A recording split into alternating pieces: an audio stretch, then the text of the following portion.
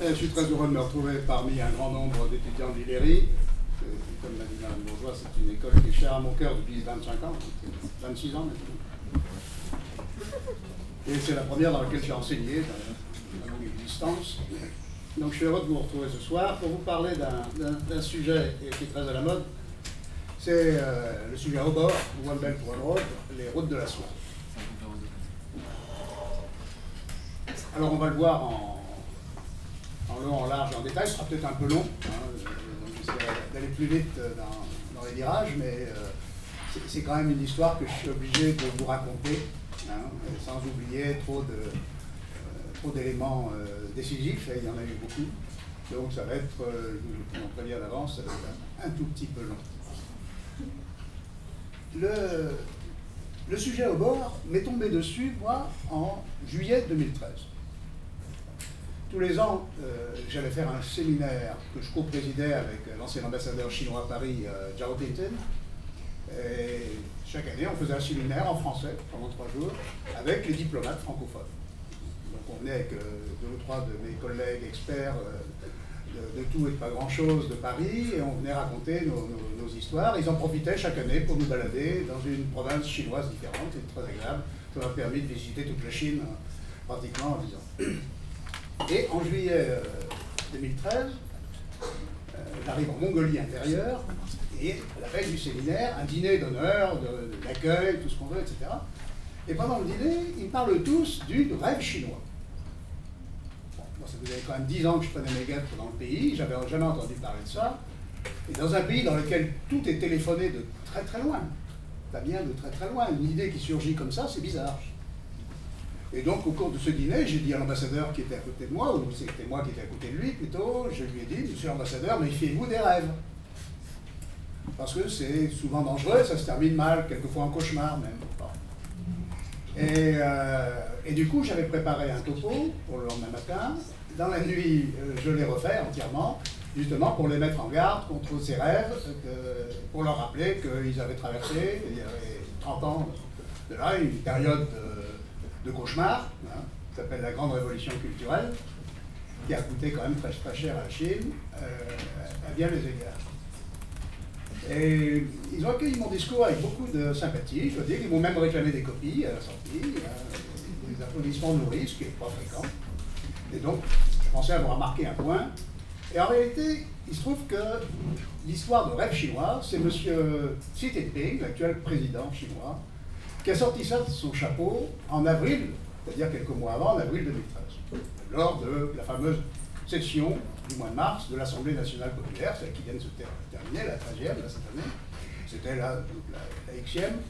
Et c'est l'occasion, non pas de dévoiler ses batteries, comme on dirait en français, mais de sortir des lapins du chapeau. Cette année, t'en fais pas, et si dans les questions ça vous intéresse, il a sorti quelques lapins du chapeau. Il suffit de lire le discours. Bon. Mais on lit rarement les discours des présidents chinois, on a bien peur. Et donc il avait sorti cette affaire-là, et même en Chine, personne n'avait, parce que personne ne sachant rien. Tout est secret. Bon. Et on ne savait pas très bien de quoi il s'agissait. Et le projet au bord, One Belt One Road, est venu sur le tapis progressivement, et surtout à partir de octobre 2013. Et là, j'ai commencé à avoir des informations, mais c'était assez vague. Ils m'ont envoyé une délégation de journalistes au mois de novembre 2013, que j'ai reçue à la Rotonde à Paris pour un petit déjeuner, et qui m'ont dit qu'est-ce que vous pensez de projet des routes de la soie. J'ai dit écoutez, j'en pense rien parce que je ne le connais pas, et en plus de ça, j'en ai rien à faire pour le moment, parce que c'est votre problème, c'est pas le mien. La France est située, je vous rappelle, à l'autre bout du continent eurasiatique. Donc c'est pas de mal à veille qu'on va être concerné par le sujet. Donc ils étaient très très déçus, mais ils trouvaient que le petit déjeuner à la Rotonde était bon, donc ça s'est quand même bien passé. Et puis depuis, j'ai continué à bourlinguer en Chine, et c'est vraiment que l'an dernier, vraiment le sujet était sur toutes les tables, si je puis dire. J'y suis allé accompagner Hubert Védrine il y a un peu plus d'1 an, et à Pékin, dans les commissions officielles bien rasantes avec langue de bois qui savent organiser, on parlait quand même du sujet et de façon plus compréhensible. Donc, ce qui fait qu'en rentrant à Paris il y a 1 an maintenant, je suis allé voir l'ambassadeur de Chine. Et ici, là, Shanghai, et je lui ai dit, monsieur l'ambassadeur, pouvez-vous me donner des informations sur les routes de la soie, sur rebord? Il n'y a pas de problème, hein, on va vous donner tout ce que vous voulez. J'ai vu arriver dans les 3 jours qui ont suivi une rafale de pièces jointes aux emails. Quand je vous dis une rafale, c'est une longue rafale, hein, il y avait au moins 20 pièces. Je les ai lues avec beaucoup d'attention, c'était nul. Il n'y avait rien, c'était que de la propagande. La propagande en chinois étant un mot bien élevé. Hein. Il ne faut pas s'en offusquer, mais ça n'a aucun intérêt. Donc j'ai eu l'occasion de le revoir lors d'une réception 2 mois plus tard. J'ai dit, monsieur l'ambassadeur, votre truc est nul. Hein. Moi, je veux des informations, des plans, des graphiques, des tableaux, du concret. Hein. Ah, il me dit, dans ces conditions-là, vous n'avez qu'à y aller. Je dis qu'à ça me tienne, j'y vais. Et j'y pars donc dans 1 mois et demi. Et je vous parlerai donc cet été, de façon plus convenable, du Xinjiang et de l'Asie centrale, puisqu'j'y serai allé. Voilà l'introduction pour mettre en jambes. Mais entre-temps, j'ai travaillé. J'ai travaillé sur les routes de la soie, j'ai lu les bouquins, j'ai lu les informations que j'avais reçues, et je suis en mesure maintenant, depuis quelques mois, de vous délivrer une information, pas complète, parce que je ne suis pas allé encore au Xinjiang, mais une information, je pense, sérieuse, solide, sur ce projet. Il faut que je vois quand même ce que je vous raconte. Voilà. De quoi s'agit-il? C'est marqué brièvement en résumé sur le tableau que je vous laisserai, hein, donc vous pourrez en user à votre guise. Première contresens qu'il faut éviter de faire, c'est que la traduction des mots chinois est souvent à côté de la plaque.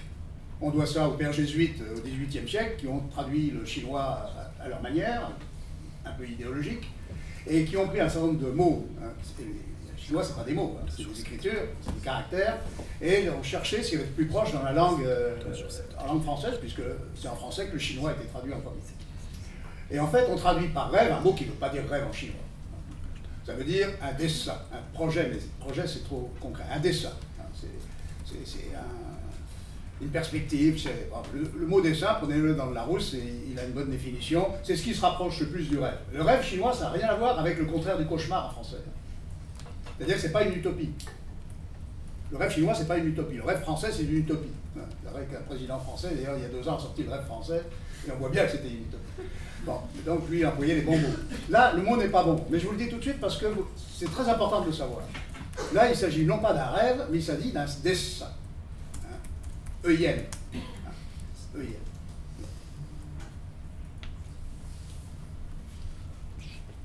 Alors, ce qu'ils veulent, c'est ce que vous... Et puis on va le détailler maintenant dans toutes les directions possibles. Reconstituer ce qu'on a appelé les routes de la soie, les Seidenstraße. Les Seidenstraße, c'est un Ferdinand von Richthofen, un géographe allemand des années 1880, 70-80, qui a inventé ce nom qui s'avère être assez faux historiquement, on va le montrer tout à l'heure. Et ce qu'il voudrait, c'est donc reconstituer le couloir, le corridor, le réseau de routes qui ont permis effectivement d'irriguer le continent eurasiatique pendant quelques millénaires. C'est ça le projet chinois, le dessin chinois. C'est non pas de se substituer à la navigation océanique, qui actuellement accapare 90% du commerce mondial, mais de la compléter ou de lui substituer une route terrestre telle qu'elle existait il y a encore 1 millier d'années à peu près. Pour ça, ils ont fait un forum en avril l'année dernière, en avril 2017, un forum à Pékin, auquel ils ont réuni une 60aine de pays concernés ou indirectement, directement ou indirectement. Ils ont créé la banque d'infrastructures qu'ils ont dotée d'emblée de 50 milliards de dollars avec une perspective de pousser jusqu'à 1000 si jamais les besoins se faisaient sentir. Ils ont déjà claqué les 50 premiers milliards de dollars. Hein. Ça veut dire qu'il y a beaucoup d'argent dans cette affaire. Et aujourd'hui, à ma connaissance, c'est vraiment un projet titanesque. Hein. C'est le plus grand projet mondial qui soit en cours. Mais et je viens à l'essentiel, ce projet, pour qu'il ait un début de commencement de réalisation, suppose qu'un certain nombre d'obstacles, un certain nombre de conditions soient remplies. Et on va les voir, elles sont assez nombreuses. Je le mets à la fin, c'est un projet ambitieux, qui non seulement dépend des problèmes intérieurs de la Chine, là aussi ils sont nombreux, je ne cache pas, dépend de l'Asie centrale, parce qu'il faudrait passer à travers les pays en ce temps, et c'est pas simple non plus dans la conjoncture, et celle aussi des rapports de puissance qui existent dans le monde. Voilà, alors on va aller vite. Je vous ai mis la fiche chinoise parce qu'elle est révélatrice, hein, de la caravane de chameaux, hein, dans le désert du Taklamakan. Donc c'est vraiment un rappel historique, mais c'est un peu limite. Alors voilà les grandes lignes du projet. C'est la grande tache rouge, enfin la tache rose, et on voit, je vous montrerai une autre diapo de tentacules, hein, de pieuvres plutôt. Hein, on voit bien qu'à partir de la zone chinoise actuelle, cette volonté, à travers le continent, on voit bien que l'Afrique là-dedans est un peu secondaire par rapport aux grands courants qui veulent absolument étendre, hein, en direction de l'Europe. Il faut bien que l'Europe est le premier marché économique du monde.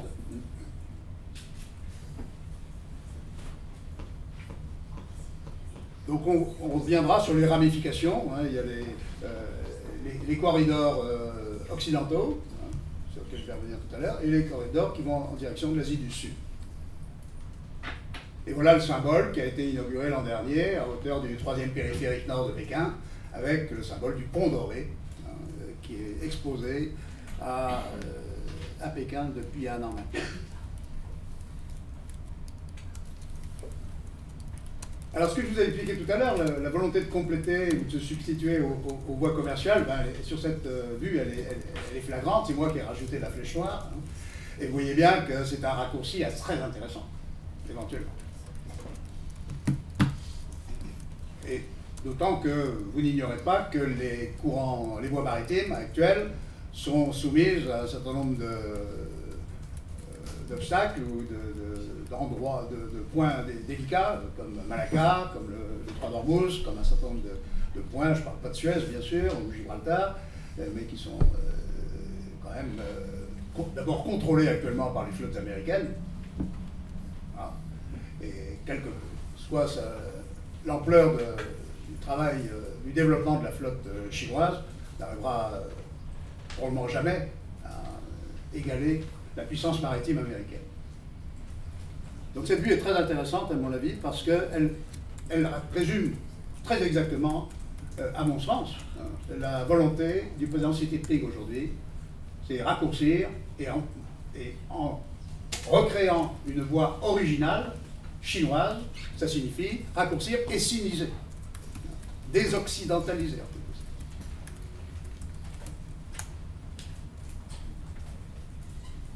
Voilà, alors maintenant il faut faire ce que les Français n'aiment pas parce qu'ils ne connaissent pas grand-chose, il faut faire un peu de géographie. Et en matière de stratégie, si on ignore la géographie, hein, on ne peut pas aller très loin, en géopolitique non plus, car la géographie commande l'histoire. Je me permets de me répéter, la géographie commande l'histoire. Il faut regarder de très près les cartes de géographie pour savoir où.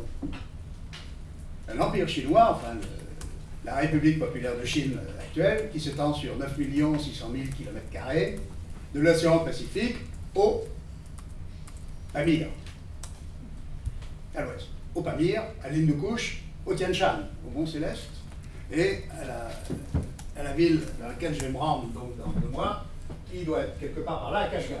Là, Kashgar, c'est l'extrême limite ouest de la Chine. Donc la Chine, elle est bordée à l'est, comme tout le monde le sait, par la mer Jaune et par l'océan Pacifique, et puis à l'ouest, par des montagnes qui culminent à 7500 mètres d'altitude, le Pamir. Hein. Les cols pour aller au Tadjikistan sont à 4000 mètres. Idem pour le Pakistan. Au nord, au Tian Shan, c'est un peu moins élevé, mais enfin, c'est encore... Bon. Et en deçà de ces montagnes du Pamir, de l'Hindoukouche, vous avez le désert du Taklamakan. Le désert du Taklamakan, c'est le 2e désert du monde, en superficie. Et puis après le Taklamakan, vous avez le Gobi, que je connais un peu et qui n'est pas triste.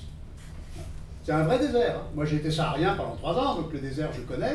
Et c'est des vrais déserts, avec des grandes dunes, et puis du vent de sable, et voilà, et puis pas de flotte. Et voilà, c'est un peu difficile, quoi. Rien ne pousse, rien ne pousse. Et ça explique la vue avec la caravane de chameaux tout à l'heure, effectivement. Le nombre de chameaux qui sont morts et puis de gars qui étaient dessus dans les 3 derniers millénaires est assez considérable. Mais on a changé d'époque, on construit des autoroutes et des TGV. Mais il faut bien se mettre ça dans la tête. La Chine, c'est d'abord, c'est 8% de la Chine est utilisable sur le plan agricole. Donc la Chine utile, c'est ça. C'est les 3 fleuves, hein, le fleuve jaune, le Yangtze et la rivière des Perles. C'est ça utile. Et puis quand vous allez ici, à Kashgar, vous vous rendez compte, on est à 3000 km de l'ancienne capitale. On est à 6 heures de vol du centre de la Chine. Bon. Toute cette partie, à partir de Xi'an jusque-là, c'est montagneux, désertique. Donc, en termes stratégiques, c'est très intéressant d'ailleurs, parce que ça a permis, j'en reparlerai tout à l'heure, ça a permis à la Chine d'avoir une espèce de tampon stratégique, hein, d'espace stratégique pour l'isoler hein, du monde. Isolé par le Pacifique d'un côté, isolé par le désert du Taklamakan de l'autre côté, c'est pas mal. Mais c'est fait, le résultat, c'est l'isolement géographique de la Chine. Et donc, l'idée d'abord, c'est de sortir de cet isolement. C'est de sortir de cet isolement. Actuellement, la Chine en sort par les ports. Elle a sur sa façade maritime actuellement 8 des 10 premiers ports du monde. Le premier est en Ningbo, que personne ne connaît. Hein. Premier port du monde. Hein. Bon, 20 millions d'habitants, premier port du monde, c'est à 80 km sud-ouest de Shanghai. Sud-est, pardon, de Shanghai. Bon, entre le Pacifique et les déserts, donc la Chine utile est enfermée sur elle-même, elle l'a toujours été, sauf quelques périodes qu'on va regarder, mais j'insiste sur ce point-là, parce que au XXIe siècle, en 2018, une puissance émergée comme la Chine ne peut se permettre de rester isolée. Donc le raisonnement stratégique de M. Xi Jinping, premier point, il est évident. Je deviens la première économie du monde dans 5-10 ans, il n'est pas pensable que je reste enclavé. Et si je ne suis pas enclavé côté Pacifique, mes voies maritimes sont observées par la 7e flotte américaine. Donc j'ai beau bétonner les îlots de la mer de Chine méridionale, il n'empêche que j'ai quand même je suis un peu gêné aux entournures. Donc il faut absolument, le cas échéant, si nécessaire, pouvoir sortir par ailleurs. Bon. Par le nord, c'est la Sibérie et la Mongolie. Hein. Là, ça débouche sur rien. Hein. Je suis allé sur le fleuve Amour il y a 3 ans. C'est vrai que c'est très beau, mais il n'y a rien. Quoi, hein. Donc il y a quelques Russes qui traînent dans le coin. Mais s'il le dégèle, hein, le changement climatique peut faire évoluer énormément les choses. Hein. Si effectivement la toundra se met à dégeler, on va pouvoir cultiver le soja en Sibérie, alors là, ça va être formidable, mais bon, on n'en est pas encore là. Donc, ce qu'il faut retenir de cette géographie, c'est les 3 verrous que je vous ai indiqués. Le premier verrou au nord, c'est celui des Tian Shan. Hein. Tian Shan, ça veut dire mont céleste, Tian c'est le ciel, Shan c'est la montagne, hop, hein.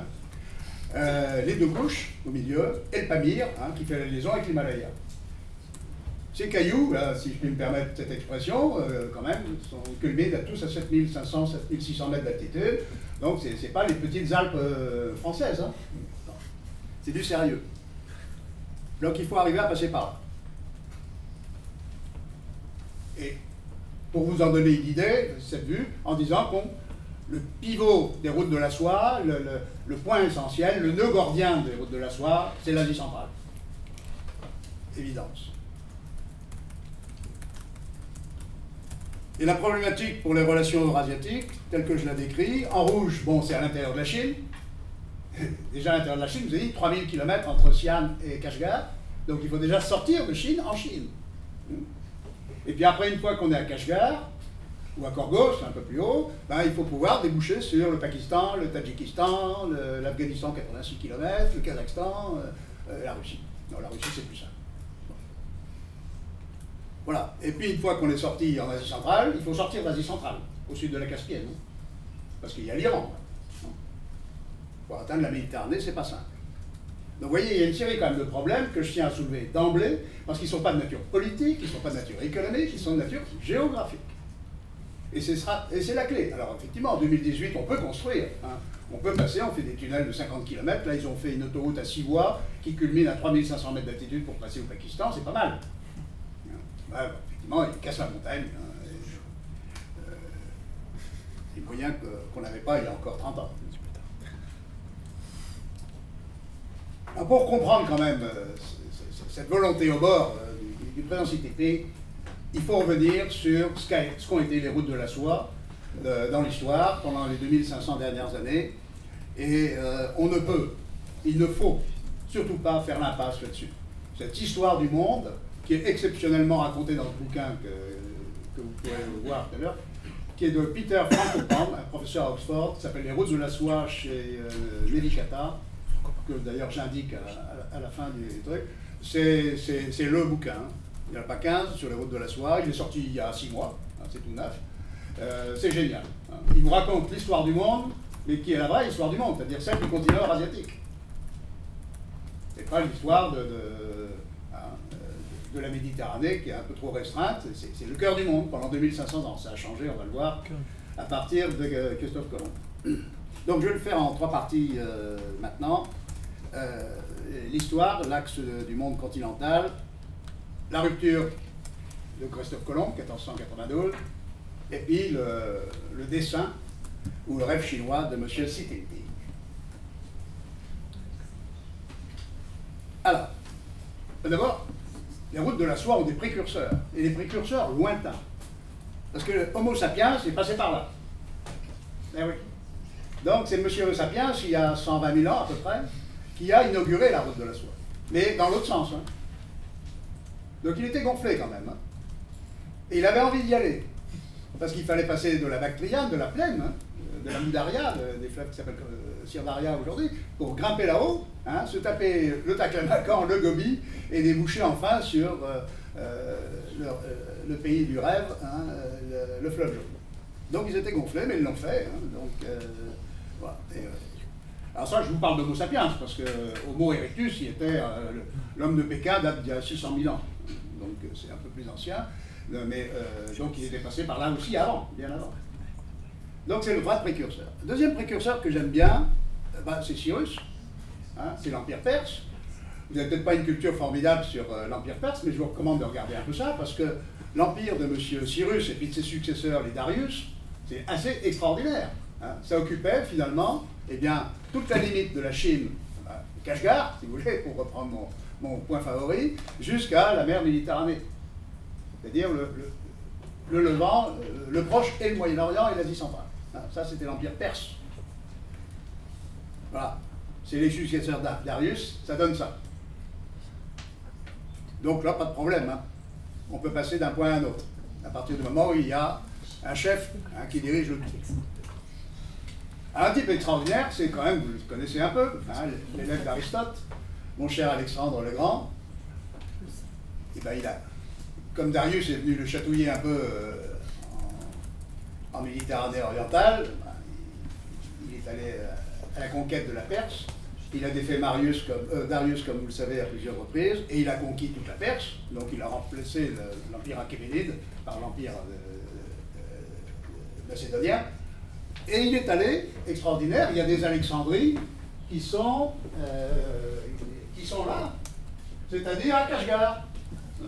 Voilà, à 100 km, quoi. Et puis Alexandre étant un type raisonnable, ça c'est pas sûr, mais ses généraux étant fatigués d'abord et raisonnables ensuite, ils lui ont dit, nous on arrête. Et donc c'est à partir de cet endroit-là qu'Alexandre est descendu, mais quand même par des passes à 3000 mètres hein, d'altitude, est descendu le long de l'Indus, hein, a franchi l'Indus tout seul, hein, parce que ses troupes ne l'ont pas suivi, et a repassé de l'autre côté. Mais ce qui est intéressant de retenir, c'est que la trace d'Alexandre est toujours vivante dans ces pays-là. Dans tous ces pays en ce temps, dans cette Asie centrale, il a apporté les idées d'Aristote, tout simplement.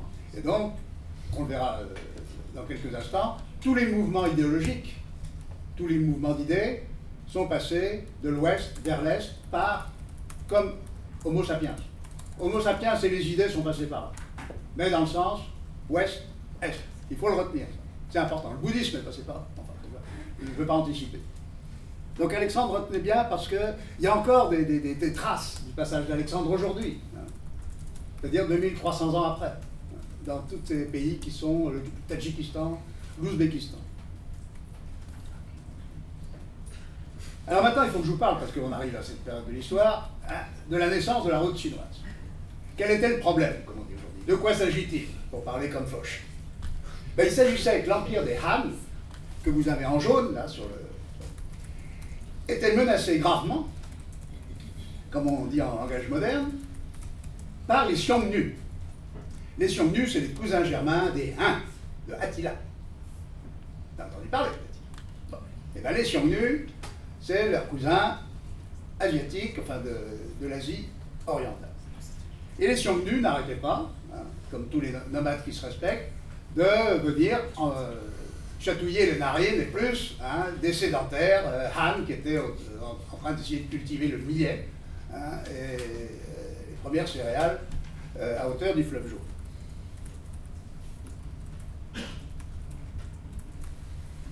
Alors c'était une idée d'un empereur qui est un type assez extraordinaire, qui s'appelle Wudi, hein, au IIe siècle avant notre ère, d'envoyer un de ses diplomates, aujourd'hui des ambassadeurs, qui s'appelle Zhang Qian, et Zhang Qian de l'envoyer voir des copains à lui, qui étaient les Yuezhi.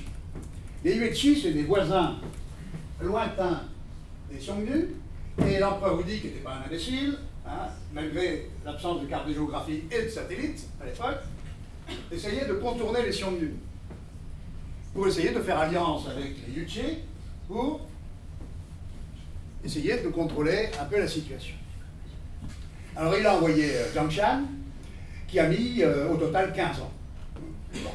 Au bout d'un an ou 2 ans, il s'est fait faire aux pattes, il était à pied ou à dos de chameau, il s'est fait faire aux pattes par les Xiongnu, qui l'ont gardé chez lui ont d'ailleurs offert une femme et des enfants, et il est resté un paquet de temps, jusqu'à ce que le roi qui l'avait fait prisonnier meure.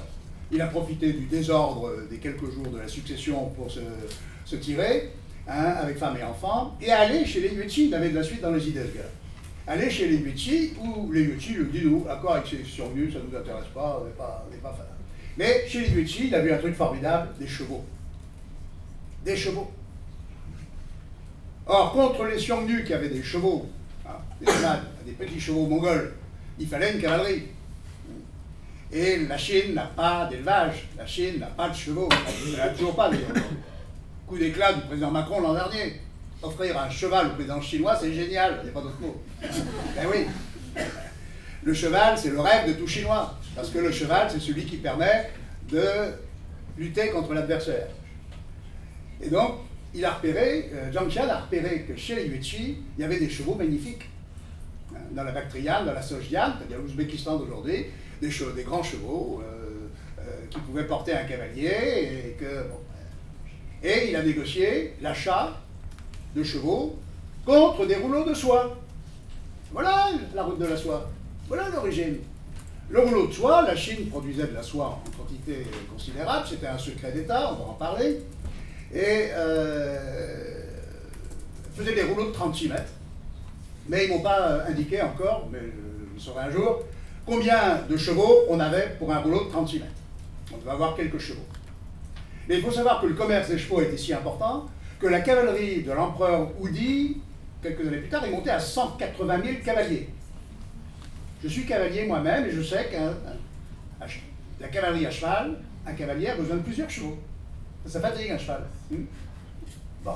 Et donc vous imaginez le nombre de chevaux, donc de rouleaux de soie, qui ont été négociés, hein, qui sont passés par là. C'est considérable.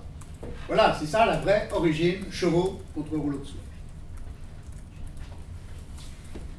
Alors Zhang Qian est revenu, et il s'est fait refaire aux pattes par les Xiongnu au retour.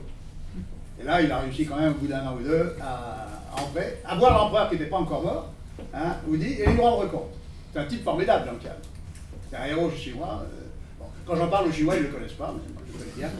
Et alors, celui qui est très connu, c'est le général Ban Chao. Hein, donc, un peu plus tard, Ban Chao a a été envoyé, mais lui, il avait beaucoup de caractère, de tempérament et d'initiative. C'était un vrai général, quoi, hein. Et il a décidé de conquérir ce qu'on appelle le Xinjiang d'aujourd'hui. Et il a créé des forteresses, il a créé des caravansérails, il a créé des garnisons jusqu'à Kashgar, hein, et il a colonisé, vue suivante, voilà, il a colonisé à partir de Dunhuang, où j'irai également faire un tour dans un mois et demi, hein, il a colonisé à partir de Dunhuang jusqu'à Kashgar, il a mis toute une série de postes sur la route, aujourd'hui d'ailleurs, hein, traditionnelle des routes de la soie, qui passe par Turfan, Boucha, etc. Donc voilà, ça c'est la première et la vraie histoire de la route de la soie, qui a duré donc un certain temps, voire un temps certain, puisque là on est au 1er siècle avant Jésus-Christ, et elle va durer jusqu'à la dynastie des Tang, c'est-à-dire à peu près avec des intermittents, jusqu'au 8e, 9e siècle, et après il y aura eu, on va en parler, des hauts et des bas. Voilà, c'est une autre vue qui est intéressante aussi, qui montre l'importance de Dunhuang. Dunhuang, elle, c'est le poste frontière de la Chine qui est au pied du désert de Gobi. Donc Dunhuang, c'est la clé du Gansu aujourd'hui, et Kashgar, c'est la clé de la Chine.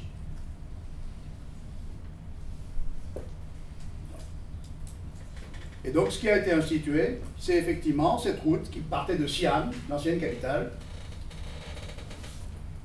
qui est à droite sur l'écran, jusqu'à Antioche, qui était le véritable point d'aboutissement de la route de la soie sur la côte de la Méditerranée, c'est-à-dire la côte de la Syrie actuelle. Et qui passait bien sûr par Kashgar. Et ensuite par des villes merveilleuses comme Merv, Samarcande, etc., dont je vous reparlerai. La soie, il faut en dire un mot quand même. Pourquoi les Chinois avaient-ils des rouleaux de soie? Pourquoi était-ce leur monnaie en fait, hein? Parce qu'ils avaient, entre autres, le secret de la fabrication de la soie. Ensuite, ils ont eu celui de la porcelaine, hein, mais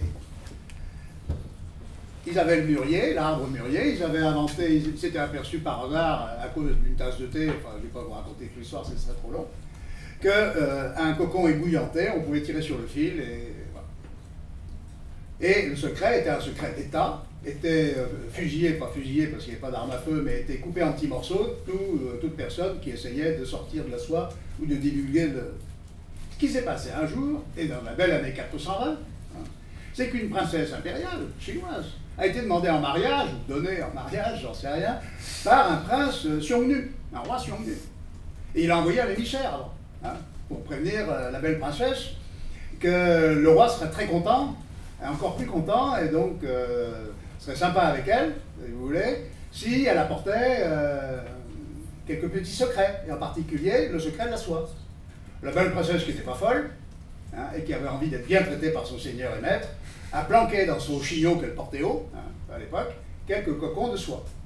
Avec ces petits petons, elle est passée à Dunhuang, hein, au poste frontière que je viens de vous montrer, et les douaniers ont fouillé toute la caravane, mais très respectueux d'une princesse impériale, hein, bon, n'ont pas touché à son intimité, si je puis dire.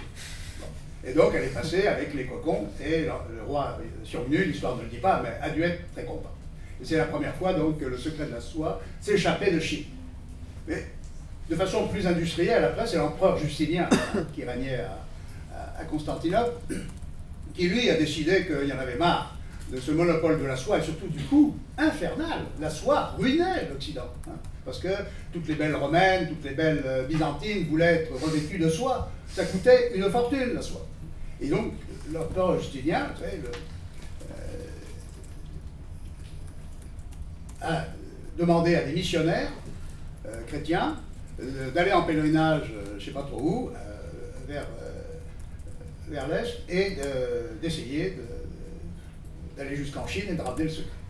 Les missionnaires sont allés en Chine, ont récupéré des cocons, ils les ont planqués dans leur canne, hein, le pommeau de la canne, hein, ils ont fait des trous, ils ont planqué, ils ont ramené vers l'an 500, ils ont ramené le secret de la soie à Constantinople, et de là, la soie, la culture de la soie, du bombix, s'est développée dans toute la Méditerranée, jusqu'en France, hein, bien connu vers le XIe siècle, et dans le monde entier après, les Chinois ont perdu le monopole de la soie. Vous voyez donc que dès le VIe siècle, hein, la route de la soie était, pour les Chinois, un peu en déclin. Alors ça, voilà la route de la soie telle qu'elle était au temps de l'Empire romain. L'Empire romain était l'acheteur de soie. La Chine de Chang'an, de Xi'an, était producteur. Et au milieu, il y avait des gens sympathiques, des intermédiaires qui trouvaient d'ailleurs leurs bénéfices, et plus que leurs bénéfices. C'est une époque où l'Asie centrale, les pays que vous voyez au milieu, là en violet, les empires Kushan et Parthes, sont les plus riches du monde. Samarcande a 1 million d'habitants à l'époque. Hein. Ils sont les plus riches du monde, pourquoi? Parce qu'ils sont les intermédiaires entre l'Orient et l'Occident.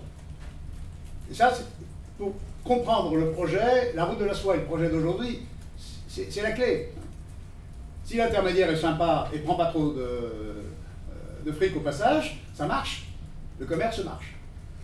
Si l'intermédiaire devient difficile, pas sympathique et prend trop d'argent, eh ben, le commerce s'arrête. C'est ce qui va arriver un beau jour. Donc là, on est dans l'âge d'or de la route de la soie. Vous en avez un autre exemple ici. Mais on voit à quel point l'Asie centrale est la clé du problème. Alors, je vous en ai parlé un peu tout à l'heure aujourd'hui, mais la route de la soie, telle qu'elle a été créée géographiquement, a été l'itinéraire favori des idéologies et des religions. Le bouddhisme indien aurait pu passer par la Birmanie d'aujourd'hui, par exemple. Mais non, il est passé par le Pakistan, le Tadjikistan. Ce n'est pas les Indiens d'aujourd'hui qui ont fait remonter le bouddhisme, c'est les Chinois qui sont allés le chercher. Ils sont partis de Chine par la route de la soie, qui sont descendus en Inde, qui ont fait le pèlerinage, sont allés chercher les textes sacrés, etc., qui ont ramené tout ça. Et le gars marchant à pied dans le Taklamakan, etc. Des histoires fabuleuses. Et le bouddhisme, qui est une religion qui ne gêne pas l'autorité politique, parce que c'est une religion de l'individu, et bien le bouddhisme a été très bien accepté par l'empire collectiviste qui était déjà la Chine. Les chrétiens, en particulier les nestoriens, ont pris exactement le même itinéraire. Il y avait un évêque à 100 km de Kashgar aujourd'hui. Hein. Et les chrétiens se sont développés massivement en direction de la Chine. Mais la barrière montagneuse les a empêchés de passer. Mais aujourd'hui, à Xi'an, je les ai vus il y a 10 ans, il y a des stèles en caractère nestorien de l'époque, en araméen, etc. Donc les chrétiens sont passés, sont allés jusqu'à la capitale chinoise dans ces époques-là. Et l'influence idéologique de l'Asie occidentale, je dirais, il ne s'agit pas de l'Occident, mais de l'Asie occidentale, à travers les religions, le bouddhisme et le christianisme, a été très importante jusqu'à la conquête arabe. Voilà, je passe. À partir du moment, et on y vient, où un certain nombre de clients vont se mettre à la conquête de l'Asie centrale. D'abord, l'expansion de l'islam au 7e et 8e siècle. Ça, c'est très intéressant, parce que, bon, tout le monde sait que les Arabes ont été arrêtés à Poitiers d'un côté, hein, ça c'est notre affaire de Charles Martel, plus ou moins historiquement fondée, et puis de l'autre côté, jamais le nom du bled, ils ont été arrêtés à Talas en 751 par l'armée chinoise. Vous voyez Talas, à droite là-haut. En fait, ils n'ont pas été arrêtés parce qu'ils ont battu l'armée chinoise. Mais ils l'ont battu, mais ils sont arrêtés. Eh oui, j'ai la géographie. La géographie commande. Donc ils sont allés jusque là où sont les Ouïghours aujourd'hui, quasiment. Mais ils ne sont pas allés là et ils ne sont pas allés au-delà.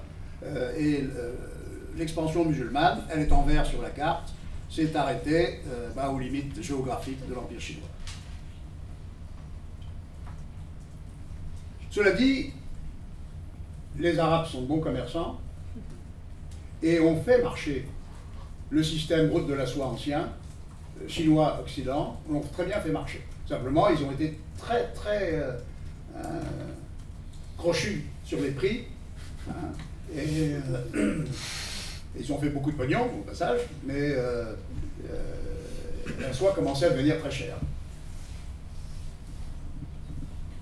Donc vous voyez que les voies commerciales du temps du monde arabe, de l'expansion arabe, les voies commerciales se sont même développées avec les Arabes, parce qu'elles ont pénétré jusqu'en Afrique, et assez profondément en Afrique. Deuxième envahisseur, dont on ne parle jamais et qui est pour moi très important, ce sont les Vikings, c'est-à-dire la tribu des Russes, RUS, hein, qui se sont un peu allongés depuis, et qui sont descendus du nord, comme chacun sait, jusqu'à la Caspienne, hein, pour former pratiquement une ligne nord-sud qui a été une barrière. Hein, une barrière pour les routes de la soie qui ont obligé les routes à passer au sud de la Caspienne. Ce faisant, ils ont apporté quand même un certain nombre de trucs. Ils ont apporté sur la route de la soie en descendant du nord des fourrures, de l'ambre, des produits de la Baltique, hein, des produits du nord, qui ont enrichi encore les routes de la soie. Ils ont apporté aussi un certain nombre de cochonneries dont on va parler dans un instant. Pendant ce temps-là, se préparait également à l'invasion, juste au nord, dans cette région qui est juste au nord au désert de Gobi et à l'ouest du Gobi, c'est-à-dire au nord de la région que je vous ai montré un peu tout à l'heure, la Mongolie d'aujourd'hui, si vous voulez, se développait une tribu, un khanat qu'on appelle les Turco-Mongols, hein, qui sont les cousins des Xiongnu, ou les petits frères, dont les Turcs d'Ankara sont les successeurs aujourd'hui. Hein, et ces Turco-Mongols se sont développés de façon très importante, au point que ils ont conquis toute l'Asie. Je vous la fais rapide. Ils ont conquis toute l'Asie, y compris la Chine. Pour aboutir à ce que M. René Grousset, historien fabuleux de cette époque, appelle l'Empire des steppes, Gengis Khan, ou l'Empire mongol, qui a été le plus grand empire du monde, hein, dans l'histoire du monde, allait de l'océan Pacifique jusqu'à la Méditerranée. Et effectivement, à cette époque-là, c'était formidable. La route de la soie était sous une autorité unique. Donc elle va fonctionner particulièrement bien. C'est l'époque où Marco Polo a pu faire la balade à pied de Venise, hein, jusqu'à Pékin. Et redescendre après, et rentrer par le bateau quand même. Il était fatigué. Mais avec Venise comme aboutissement, je vous la fais rapide. Bon. Après, succède à Gengis Khan un de ses petits-fils, Tamerlan, alors que c'est Kubilai qui succède à la dynastie des Yuan en Chine. Tamerlan crée l'empire de Samarcande. Samarcande étant la clé de l'Asie centrale, un empire gigantesque qui est aussi grand que l'empire de Darius, et lui aussi va faire continuer la route de la soie. Voilà telle qu'elle était sous les Yuan, où il n'y avait pas de solution de continuité, hein, entre la Chine et l'Occident. Ça marchait parfaitement. Mais il va se passer un certain nombre de choses à l'Occident, à l'Ouest, au centre et à l'Ouest, qui vont perturber le système. Le premier, c'est les croisades. Les croisades vont attaquer le Levant, vont piller Constantinople, qui était l'aboutissement naturel de la route de la soie, piller, brûler Constantinople, hein, donc, vont faire bénéficier Venise, mais c'est quand même prendre Antioche, prendre toute la côte levantine. Les croisés sont absolument subjugués par le luxe oriental. Hein, et on voit tous les braves chevaliers normands ou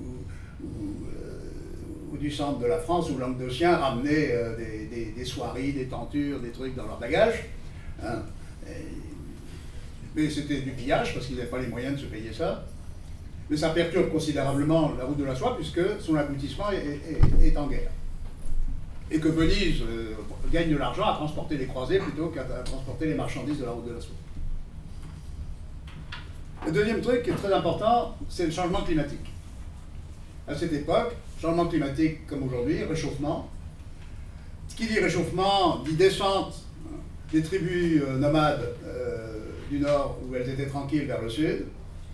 Et surtout, réchauffement des petites bêtes, hein, qui traînaient, hein, dans les fourrures, dans les peaux des animaux et partout.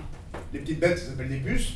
Hein, et quand vous les réveillez, ces petites puces, eh bien, qu'elles ont provoqué, c'est-à-dire la peste noire. Et la peste, à partir de la descente des Mongols, de l'invasion des Turco-Mongols, la peste a affecté toute l'Asie et surtout l'Europe. C'est parti du siège de Kaffa, en 1347, si mes souvenirs sont bons, hein, qui est sur la mer Noire. Et comme Kaffa ne voulait pas se rendre, les Turco-Mongols qui assiégeaient Kaffa ont mis des cadavres pestiférés dans les bombardes et ont bombardé Kaffa avec les 10 cadavres. C'était d'abord pas très sympathique pour les cadavres et pas sympathique pour les réceptionnistes. Hein. Ils sont tous morts. Hein. Et la peste noire a tué la moitié de la population européenne. Qui dit tuer la moitié de la population européenne dit effectivement ruiner l'Europe. Ruiner l'Europe. Et donc à partir du moment où il n'y a plus de clients à un bout, ben, il n'y a plus de commerce à l'autre. Donc ça c'était quand même un grand drame au XIVe siècle, d'abord pour l'Europe qui a perdu la moitié de sa population, hein, même des villes 80%. Bon, cerise sur le gâteau, nous on a eu la guerre de 100 ans, hein, qui n'a pas arrangé nos affaires. Donc l'Occident était en très mauvaise posture. Et à la fin du Turco-Mongol, ben, ils ont installé quoi? L'Empire ottoman. L'Empire ottoman qui a bouffé, ben, qui était l'Empire d'Orient, l'Empire de byzantin, et qui sont installés sur toute la façade, vous ne voyez pas bien? Si, je regarde. Si, ça va. Qui ont occupé toute la façade méditerranéenne et qui ont donc coupé la route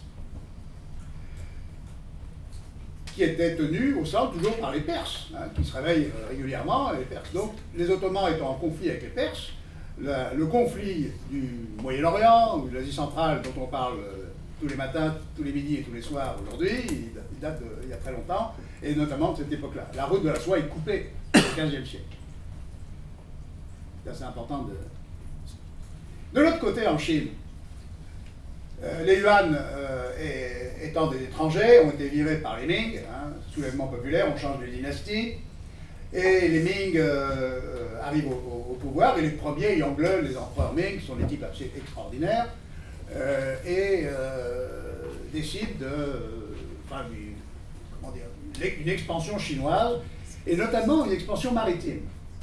L'amiral de Yongle s'appelait Zhang He, qui était d'ailleurs un musulman d'origine, il venait du Yunnan, et il lui fait construire une flotte absolument incroyable. Vous avez sur la photo de gauche les caravelles chinoises avec la taille de la caravelle de Christophe Colomb. Bon, vous voyez un peu la différence, de 1 à 15. Hein. Bon, il fait construire des bateaux absolument gigantesques qui portaient 3 ou 4 000 types chacun. Et il fait des grandes expéditions dans l'océan Indien, vous le voyez là sur la carte, hein, des grandes expéditions pour vanter les mérites de l'empereur de Chine, pour faire de la pub, la réclame, tout ce que vous voulez, et surtout pour ramener des diplomates, des cadeaux, des tribus, tout ce que vous voulez. Et puis en 1430 ou 1431, je ne me souviens plus exactement l'année, l'empereur dit à Zhang He, tu arrêtes les frais. On détruit la flotte, on détruit les ports d'attache, hein, les chantiers navals, même les plans, on arrête. Les Chinois détruisent tout, et Yongle, d'abord c'est lui qui a créé la cité interdite, à Pékin, et renforce la Grande Muraille. Pourquoi l'a-t-il fait? Bah, probablement à cause de la menace du Nord, hein, qui a toujours été la plus importante en Chine, et puis probablement aussi, mais aucun historien ne me l'a encore démontré, parce que les problèmes intérieurs chinois étaient déjà d'une taille suffisante. Retenez bien ça aussi, les problèmes intérieurs chinois, on va y revenir, hein, parce que ça reste en Chine l'élément clé. Vous savez que l'empereur, s'il ne remplit pas Tianming, hein, le mandat du ciel, c'est-à-dire l'obligation de nourrir le peuple, de loger le peuple, de vêtir le peuple et permettre au peuple de se déplacer, hein, les 4 I, s'il ne réalise pas effectivement cela, il est viré. Hein. La dynastie est virée, on passe à la suivante. Et c'est comme ça que dans le système circulaire chinois, les dynasties, tous les siècles, 2 siècles, 3 siècles, ont été remplacés par la suivante. Donc, les problèmes chinois sont quand même des problèmes parce que c'est la première population du monde depuis toute éternité, et que les problèmes, quand il y a beaucoup de démographie, hein, après la géographie, la démographie, rappelez-vous, la démographie, c'est important, parce qu'il y a beaucoup de bouches à nourrir, ben, il faut trouver des solutions. Et c'est le problème de la Chine toujours aujourd'hui. Donc on détruit tout et la Chine se replie sur elle-même. 1431. Elle se replie sur elle-même. Jusqu'à aujourd'hui. Jusqu'à aujourd'hui.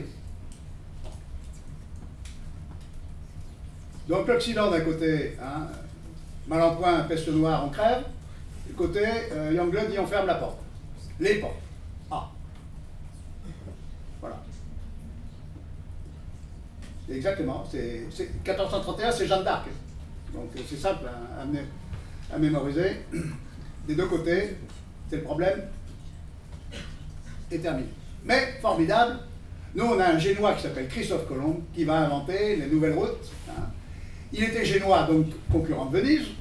Venise gagnait un pognon fou avec les routes de la soie, ou avait gagné beaucoup d'argent avec, parce qu'elle avait le monopole pratiquement. Gênes décide de concurrencer Venise et de se venger. Et dit, nous on ne peut pas aller par la route terrestre, on va trouver un autre truc. Et ils font armer par le roi d'Espagne, par Ferdinand et Isabelle, armer 3 caravelles pour aller en Chine, par la mer, donc par l'ouest. Puisqu'on sait depuis peu de temps, grâce à M. Copernic, merci, que la Terre est ronde, donc on va y arriver. Ce qui eût été vrai si l'Amérique n'avait pas existé. Bon. Mais donc, Christophe Colomb part avec un interprète, hein, de mandarin, hein, dans son bateau. D'Ormesson raconte ça très bien, et part et tombe sur les Caraïbes, donc fin de mission, hein, et voilà. Mais il invente en même temps, s'il ne trouve pas les Indes, la Chine, il invente la circumnavigation. Hein. C'est-à-dire qu'on peut s'éloigner grâce au gouvernail des Sambous, grâce à la boussole chinoise, mais grâce à ces inventions techniques, on peut quitter les côtes. Avant, on faisait de la navigation côtière. On naviguait à vue. De ce sens, on était paumés, on ne savait pas où on était. Là, maintenant, on le sait. Hein, avec la boussole et le truc, on peut y aller. Et donc, on va inventer, grâce à Christophe Colomb, la navigation océanique. Il n'a pas trouvé la Chine, mais il a inventé ce qu'on appelle les routes maritimes. Et les routes maritimes, elles vont tuer définitivement ce qui était déjà mal en point, qui s'appelait les routes terrestres de la soie. Donc la circumnavigation, je ne vous en fais pas trop long, parce que vous devez connaître, hein, les camarades Vasco de Gama et Co. Voilà, celle-là est bonne. Donc elle montre bien la route terrestre de Marco Polo. Hein. Finalement, l'idée que je vais montrer de Xi Jinping, elle est là, sur cette carte. Hein. Il voudrait refaire la route de Marco Polo. Hein. Marco Polo, il est là, il va direct. Et puis, nos grands navigateurs inventent des chemins beaucoup plus longs, mais beaucoup plus sûrs. Alors il y a un truc formidable en Amérique qu'on ne raconte pas assez souvent d'ailleurs, c'est que les Espagnols ont trouvé en Amérique non pas l'Inde ou la Chine qu'ils cherchaient, mais ils ont trouvé l'or du Pérou. Et je ne sais pas si vous avez lu un peu l'histoire espagnole, mais à partir du XVIe siècle, l'Espagne est riche à crever. Hein, construit d'ailleurs toute fantastique architecture espagnole de cette époque-là. Elle construit tout ce qu'on veut, mais il donne l'idée surtout grâce à cet or, les Espagnols vont développer avec les Portugais, hein, se partager le monde, hein, le traité de Tordesillas, dont vous avez entendu parler, se partagent le monde. Et puis après, en Europe, les Espagnols, eh bien, ils font des petits. Les premiers petits, c'est les Hollandais, hein, qui vont dire, ben, puisque c'est le monde navigateur aussi, hein, et ils vont s'engouffrer sur ces routes océaniques inventées par les premiers. Et les Hollandais sont suivis de très près par les Anglais, vont créer les uns et les autres des compagnies des Indes, compagnie des Indes orientales, compagnie des Indes occidentales, créer des comptoirs, en Afrique d'abord et surtout en Asie, et à partir de ces comptoirs, on va prendre la soie, on va prendre les produits exotiques, etc., et on va les amener directement par voie de mer, sans intermédiaire, hein, c'est-à-dire à prix coûtant, en l'échangeant contre la bibloterie, hein, européenne. Bon, pas seulement des bibelots, on savait faire quelques trucs aussi qui étaient intéressants. C'est une révolution dans le commerce mondial. C'est une révolution. Alors, beaucoup de bateaux vont sombrer, hein, c'est vrai, parce qu'il y a des tempêtes et beaucoup de choses qu'on ne maîtrise pas, mais dans le Taklamakan, on laissait aussi des caravanes. Bon. Donc il y avait beaucoup de pertes en ligne, mais là, il n'y a plus d'intermédiaires. On n'est plus sujet aux Turco-Mongols, aux Parthes, aux Perses, tous ceux que vous pouvez imaginer, qui prenaient à chaque fois 10, 20, 100% sur le truc. Et puis de comptoir en comptoir, les Européens vont remonter un peu dans les pays, vont créer des marchés, vont s'étendre, vont créer des colonies, hein, parce qu'ils vont s'y implanter, pour avoir du caoutchouc, pour avoir des épices, etc. Vont s'y implanter et vont effectivement, de fil en aiguille, créer des empires coloniaux, dont manifestement, à l'évidence, tout le monde le sait, pendant 3 siècles, les Anglais seront les maîtres absolus. Bon. Et c'est très important de le dire, parce que les Anglais, qui sont les maîtres absolus du commerce avec l'Asie, vont sacraliser la route des Indes. Sacraliser la route des Indes. Entre Gibraltar, Suez, Hormuz, Ceylan, Malacca. Ça va être la route anglaise. Et il ne fera pas bon s'en approcher, parce que l'Empire britannique, c'est pas rien. Mais il y a en Europe, à l'est de l'Europe, il y a un pays qui grandit aussi et qui voudrait bien sortir de son enclavement, c'est la Russie, de Pierre le Grand et ses successeurs, et qui voit bien que l'océan Arctique s'est bouché, que la Sibérie n'est pas encore russe, donc Vladivostok n'existe pas, et qu'il aimerait bien accéder, pas seulement à la mer Noire, ce qui est déjà un gros progrès, mais au bout de la mer Noire, il y a le Bosphore, hein. Il aimerait bien accéder directement aux mers chaudes. Et donc, vous le savez, vous connaissez par cœur, l'obsession russe, toujours aujourd'hui, celle de M. Poutine, l'obsession russe, c'est d'accéder aux mers chaudes. Et les Anglais ne vont pas l'entendre de cette oreille. Parce que approcher de la route des Indes, c'est un sacrilège. Donc l'antagonisme russo-anglais ou anglo-russe, comme vous voulez, ça dépend dans quel sens. D'abord, il va être nord-sud, il va couper la route de la soie, l'ex-route de la soie en deux, il va couper l'Asie centrale en deux, et il va faire de cette rivalité, la rivalité mondiale, entre l'Empire maritime et l'Empire terrestre. L'Empire terrestre russe, la Chine est hors course, hein, on va le voir, et l'Empire maritime anglais, c'est la grande lutte, finalement, qui va se terminer en 1914, parce que c'est la rivalité anglo-russe qui est le déclencheur, finalement, ou la cause profonde, comme on voudra, des guerres mondiales. Voilà, donc on a cette... on voit bien en bas ici, là, la montée des Britanniques en Inde, la descente des Russes jusqu'à Samarcande, et c'est en Afghanistan qu'ils vont se retrouver. Tiens, comme par hasard, Afghanistan, un sujet intéressant aussi, encore aujourd'hui. Donc en histoire, il n'y a pas grand-chose qui change. Hein. Si on connaît la géographie, on suit les événements, hein, d'un millénaire à l'autre. Et donc la Chine, elle est coupée, et elle se trouve, pratiquement par la force des choses, hein, dans une situation de vassal, et sous le prétexte, qui n'est pas fallacieux, hein, d'acheter du thé à la Chine, premier producteur, inventeur du thé, hein, dans le Yunnan, et premier producteur du monde, dont raffolent les Anglais, comme chacun sait. Hein. Tea time, ça peut passer, mais c'est tous les jours à 17 h. Hein. Et les Anglais payaient leur thé en monnaie d'argent. Argent métal. C'est le seul acceptable pour l'empereur de Chine. Et comme avec la soie pour les Romains, les Anglais se sont trouvés ruinés par le thé. Ils ont décidé qu'on ne paierait plus en argent métal, mais qu'on paierait en l'opium. Ça part. Ah oui, l'opium, l'addiction est assez rapide. Et à partir du moment où on a introduit quelques caisses d'opium à partir de Canton ou de Shanghai, ben, les Chinois se mettent effectivement à consommer de l'opium et à trop. Et voilà. Et la guerre de l'opium, c'est comme ça qu'on l'appelle, hein, c'est déclenché en 1840. Il y a une succession de guerres que, bien sûr, les Chinois, qui n'avaient pas beaucoup de maîtrise militaire moderne, ont toutes perdu. La France a mené 4 guerres contre la Chine. Donc, on ne sait jamais ça, hein, de 1840 à 1900. C'est nous qui avons mené le plus de guerres contre la Chine. Et on s'est partagé la Chine, on l'a dépecée. Et il faut le dire très haut et très fort aujourd'hui, parce que les Chinois n'ont que ça dans la tête. Hein. Ils ne pensent qu'à ça. Ça a été une humiliation. Jusqu'en 1840, la Chine était à 30% de la richesse du monde. 25% de la population du monde. C'était l'empire du monde. C'était l'empire du milieu. Enfin, c'était un truc considérable. Bon. En 1900, la Chine est partagée entre les Japonais, Alors un truc qu'on raconte jamais, mais que je vais vous dire aujourd'hui, c'est pas un secret. En 1918-1919, au traité de Sèvres, hein, la Chine, depuis 1917, était dans le camp des vainqueurs. Hein, avait déclaré la guerre à l'Allemagne et avait envoyé d'ailleurs quelques centaines de milliers de travailleurs à défaut de soldats en France, hein, pour creuser les tranchées, etc. Bon. Et la Chine était donc dans le camp des vainqueurs au traité de Sèvres ou Trianon, je ne sais plus lequel. Et surprise générale, le Shandong, hein, qui est la péninsule qui est là.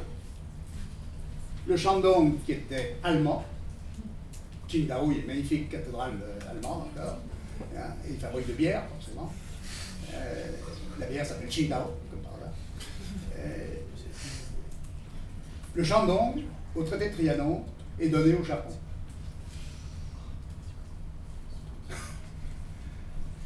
Les étudiants chinois de 1919 n'en croient pas à leurs oreilles, hein, et manifestent le 4 mai 1919 sur la place Tiananmen.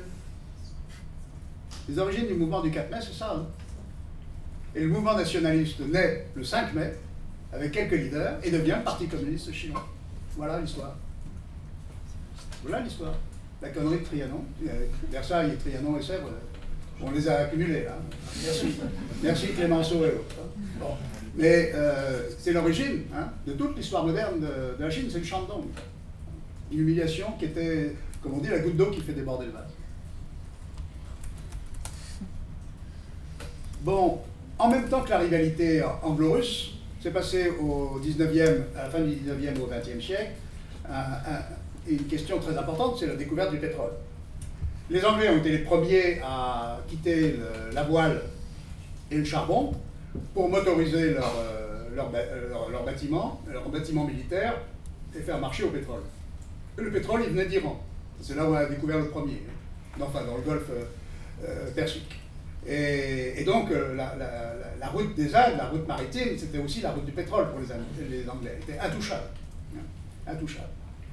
Et donc, cette région est devenue d'une sensibilité extraordinaire parce que ça a été, en dehors des Américains du Texas, dans le monde, ça a été le puits de pétrole central, si je puis dire, hein, qui pour les Occidentaux a été indispensable, et pour lequel on se bat peut-être un tout petit peu moins maintenant à cause du gaz de schiste, mais qui reste quand même très très important. Et la Chine importe 80% de son pétrole du golfe Persique. Bon, la guerre froide, bon, vous connaissez par cœur. Donc j'en viens à la troisième partie, c'est-à-dire l'initiative Une ceinture, une route. Bon. Je vous rappelle les voies du commerce maritime mondial actuel. Ça, c'est un rappel. Et l'isolement chinois. Tout ça, vous le connaissez, mais j'aime bien faire des piqûres de rappel parce que comme ça, ça. Donc c'est intéressant, hein, de voir les deux. Ça, c'est l'existant. Ça, c'est le futur. Est-ce qu'on peut mélanger les deux? That is the question. Problème à 15 balles pour les 50 prochaines années. Il va bien falloir qu'on y arrive. Bon, tout ça, je vous l'ai dit, donc on passe. Vision générale du projet. On va passer vite. Parce que vous êtes fatigués, moi aussi. Mais il faut voir l'essentiel encore. Donc voilà le projet, mais j'en ai plusieurs vues comme ça du projet. Il change tout le temps, donc... Ah, j'aime bien celui-là. J'aime bien celui-là parce qu'on voit en noir les deux clés géographiques que je vous ai remontées tout à l'heure. La clé de Kashgar, là-haut, en haut à gauche, avec ces trois axes en direction du Kazakhstan, de l'Ouzbékistan et du Pakistan. Et puis, le sud. Hein. Le sud-est asiatique, c'est un gros morceau aussi. Il a uniquement pour but, celui-là, de s'affranchir de Malacca. Hein.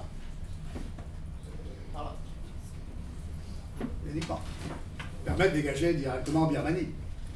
Donc c'est très très important. Et le collier de perles, eh bien, c'est ce qu'on appelle la succession de ports dont je dois avoir la liste. Ouais. Gwadar au Pakistan, Kyotpyu en Birmanie, Chittagong en Bangladesh et Hamban Tota au Sri Lanka. Voilà, les 4 ports du collier de perles que les Chinois sont en train de conquérir ou d'acheter ou de fabriquer dans le coin. Voilà, j'aime bien cette pieuvre-là. Hein. Ça a l'air d'un gros insecte, hein, mais assez parlant. Alors, quels sont les objectifs du plan au bord? Là, on rentre dans le vif du sujet, je bois un coup. Les objectifs de M. Xi Jinping sont de deux sortes. D'abord, les objectifs internes à la Chine. Deuxièmement, bien sûr, des objectifs externes. La situation chinoise est inquiétante. Le développement fantastique de l'économie chinoise, pendant les 30 glorieuses jusqu'à aujourd'hui, a développé, hyper développé, la façade maritime chinoise et les provinces orientales. Ce schéma le démontre. Vous avez en marron foncé les provinces développées, riches. Voilà. Et puis plus vous allez dans le vert clair, plus ils sont pauvres. Donc vous voyez bien qu'il y a un déséquilibre économique, un déséquilibre de développement qui est considérable. Alors la démographie que vous l'appliquez à la Chine, elle marche par tiers à peu près. Vous avez 400 millions de clients ici, 4 ou 500 millions, vous avez 4 ou 500 ici aussi, puis le reste c'est pas. Donc ça veut dire que vous avez 600 millions de Chinois qui vivent comme vous et moi, mieux même que vous et moi. Ils ont des grosses Audi et des Mercedes, des trucs comme ça. Bon, enfin, si ça leur fait plaisir, moi ça ne me dérange pas. Vous avez ceux du milieu, bon, qui accèdent à la classe moyenne et qui vont y arriver, et vous avez le troisième tiers, qui lui est dans la panade et qui est au bord du chemin, voire dans le fossé. Donc, l'obligation pour le dirigeant chinois, c'est de rééquilibrer ce truc. Or, actuellement, le développement des dernières années, depuis 2012, depuis que Xi Jinping est arrivé au pouvoir, le développement, l'inégalité entre l'Est et l'Ouest s'est accru. Et ça croît tous les jours. Pourquoi? Parce que le fric va au fric. Si vous n'avez pas un sou dans le dessous, vous n'aurez pas plus demain matin. Pas de raison que ça ne va pas pousser comme des chiens d'or. Donc voilà, le problème il est là. Et tout ce que vous créez aujourd'hui en Chine, même des industries de troisième génération, de la recherche, l'intelligence artificielle, tout ça, ça se fait bien sûr dans les hypercentres de Shanghai, de Canton, de Tianjin et autres. Ça ne se fait pas du tout à Kashgar. Enfin, je vous le dirai dans 2 mois, mais j'ai peur qu'à Kashgar, il n'y ait pas beaucoup de R&D. Affaire à suivre. Donc les problèmes internes sont considérables parce que l'économie a la tendance, le déséquilibre, à s'accroître. Et il faut rééquilibrer. Comment faire? Il n'y a qu'une solution, c'est de redynamiser, dynamiser l'Ouest. Donc toute la partie qui s'appelle le Gansu et le Xinjiang, qui n'a aucune infrastructure, enfin, commence à avoir des infrastructures, qui est très déshéritée, qui a été toujours délaissée. Pourquoi? Parce que c'était la frontière. C'est là où ils ont leur site de lancement de fusées, c'est là où... C'est normal, le Taklamakan, il fait 1 million de kilomètres carrés. On va pas y faire pousser du blé demain matin. Donc c'est un vrai problème. C'est un problème sur lequel il vient d'ailleurs de désigner, c'est pour ça qu'il faut suivre le discours de Xi Jinping et les résultats de la 13e ANP. Il vient de désigner M. Liu Han, un financier de très haut vol, comme conseiller spécial pour s'occuper de ces affaires-là, qui a fait ses études à Harvard et autres, donc qui connaît un peu le mécanisme occidental. Et bien sûr, j'ai oublié de vous dire ce qui est marqué en rouge, mais c'est sûr que le peuple chinois est dans une drôle de situation, j'aurais dû commencer par ça. C'est-à-dire que depuis 30 ans, le roi de la Chine s'appelle Yuan. Yuan, ça veut dire argent en chinois. C'est le fric, le flous, le pèse. Bon, en chinois, il y a 40 formules, 40 caractères pour désigner le fric. Bon. Et c'est le roi de la Chine. Parce que pendant 50 ans, ils ont crevé de faim. Littéralement. Ils sont morts de faim. Le grand bond en avant, c'est 40 millions de morts. De faim. Donc, ils ont tous, dans toutes les familles, il y a une grand-mère qui est morte de faim. Il y a des... Voilà. Dans tous les villages, c'est marqué. Donc, amen, amen, amen. Voilà. C'est le mot d'ordre. Et chaque fois qu'on peut, moi je connais des types à Pékin qui ont 3 boulots. Matin, midi, soir. Et ils parlent des 3 côtés. Et mes petites chinoises préférées m'envoient des mails de temps en temps me disant « Ah, je viens d'acheter un appartement à Pékin. » Mais elles ne me disent pas. Je dis « Je l'ai acheté 4 millions de yuan. » Pour bien montrer qu'elle est riche. Elle a fait fortune. Je ne sais pas très bien comment d'ailleurs. Enfin bon. Si, je sais comment. Ils s'endettent. Ils s'endettent. La dette chinoise, on dit la France avec 97% du PIB, la France est foutue. C'est peut-être un peu vrai, mais la Chine est à 250% du PIB. 250%. Donc il faudra bien faire un moratoire sur les dettes un jour dans le monde entier. Croyez-moi. Bon, il faut maintenir la croissance à 6,5. Pourquoi? Parce que ce chiffre magique, il n'est pas tombé quand même de n'importe où. 6,5, c'est le seuil en dessous duquel on ne crée pas d'emploi. Voilà. Parce que la population active chinoise, c'est 1 milliard d'habitants. 1 milliard de population active. Hein. Donc, vous mettez 1 milliard de gens au boulot. Sur le milliard, vous en avez quand même 600 à 700 millions qui n'ont aucune formation professionnelle.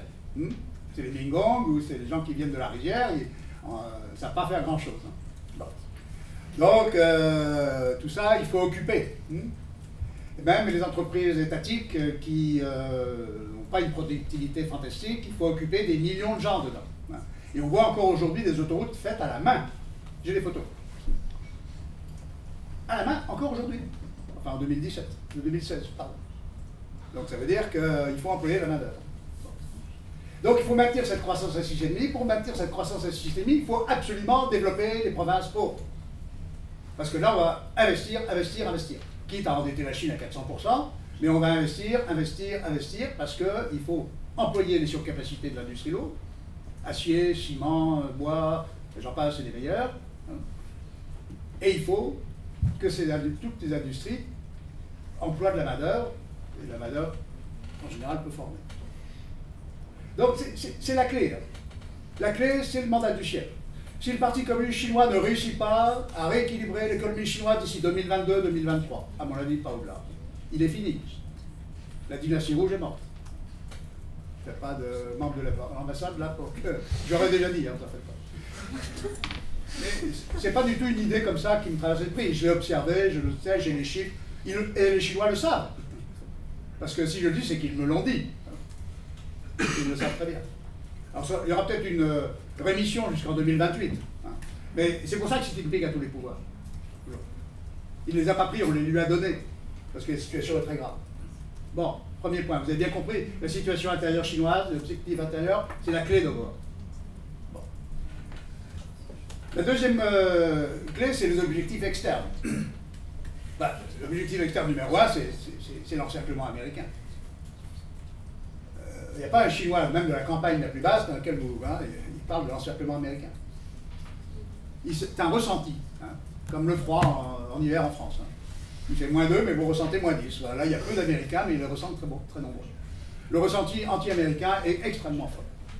Extrêmement fort parce qu'ils estiment, les Chinois, que l'hyperpuissance américaine n'est pas méritée. C'est un pays qui a 2 siècles, les États-Unis.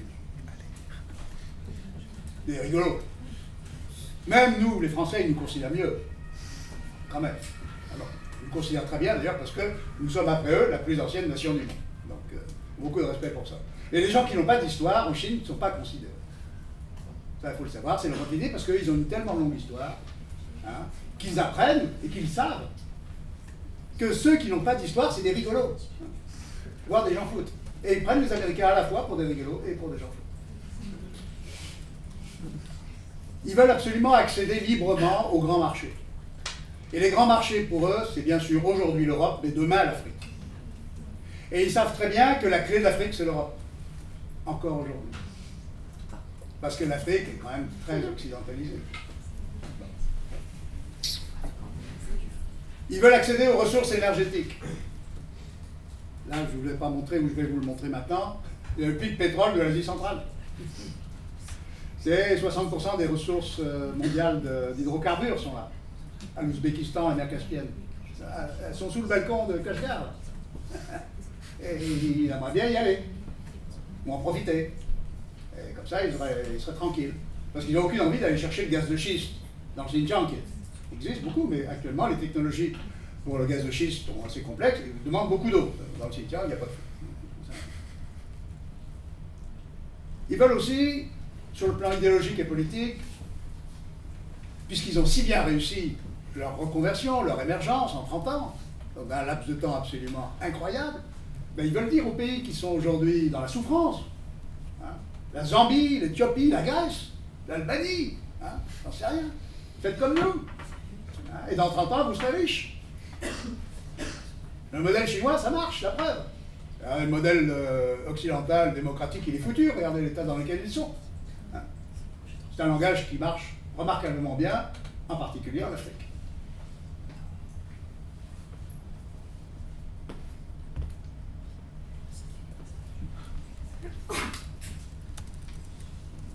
Voilà les raisons, il y en a peut-être d'autres, hein, mais enfin je vous donne l'essentiel.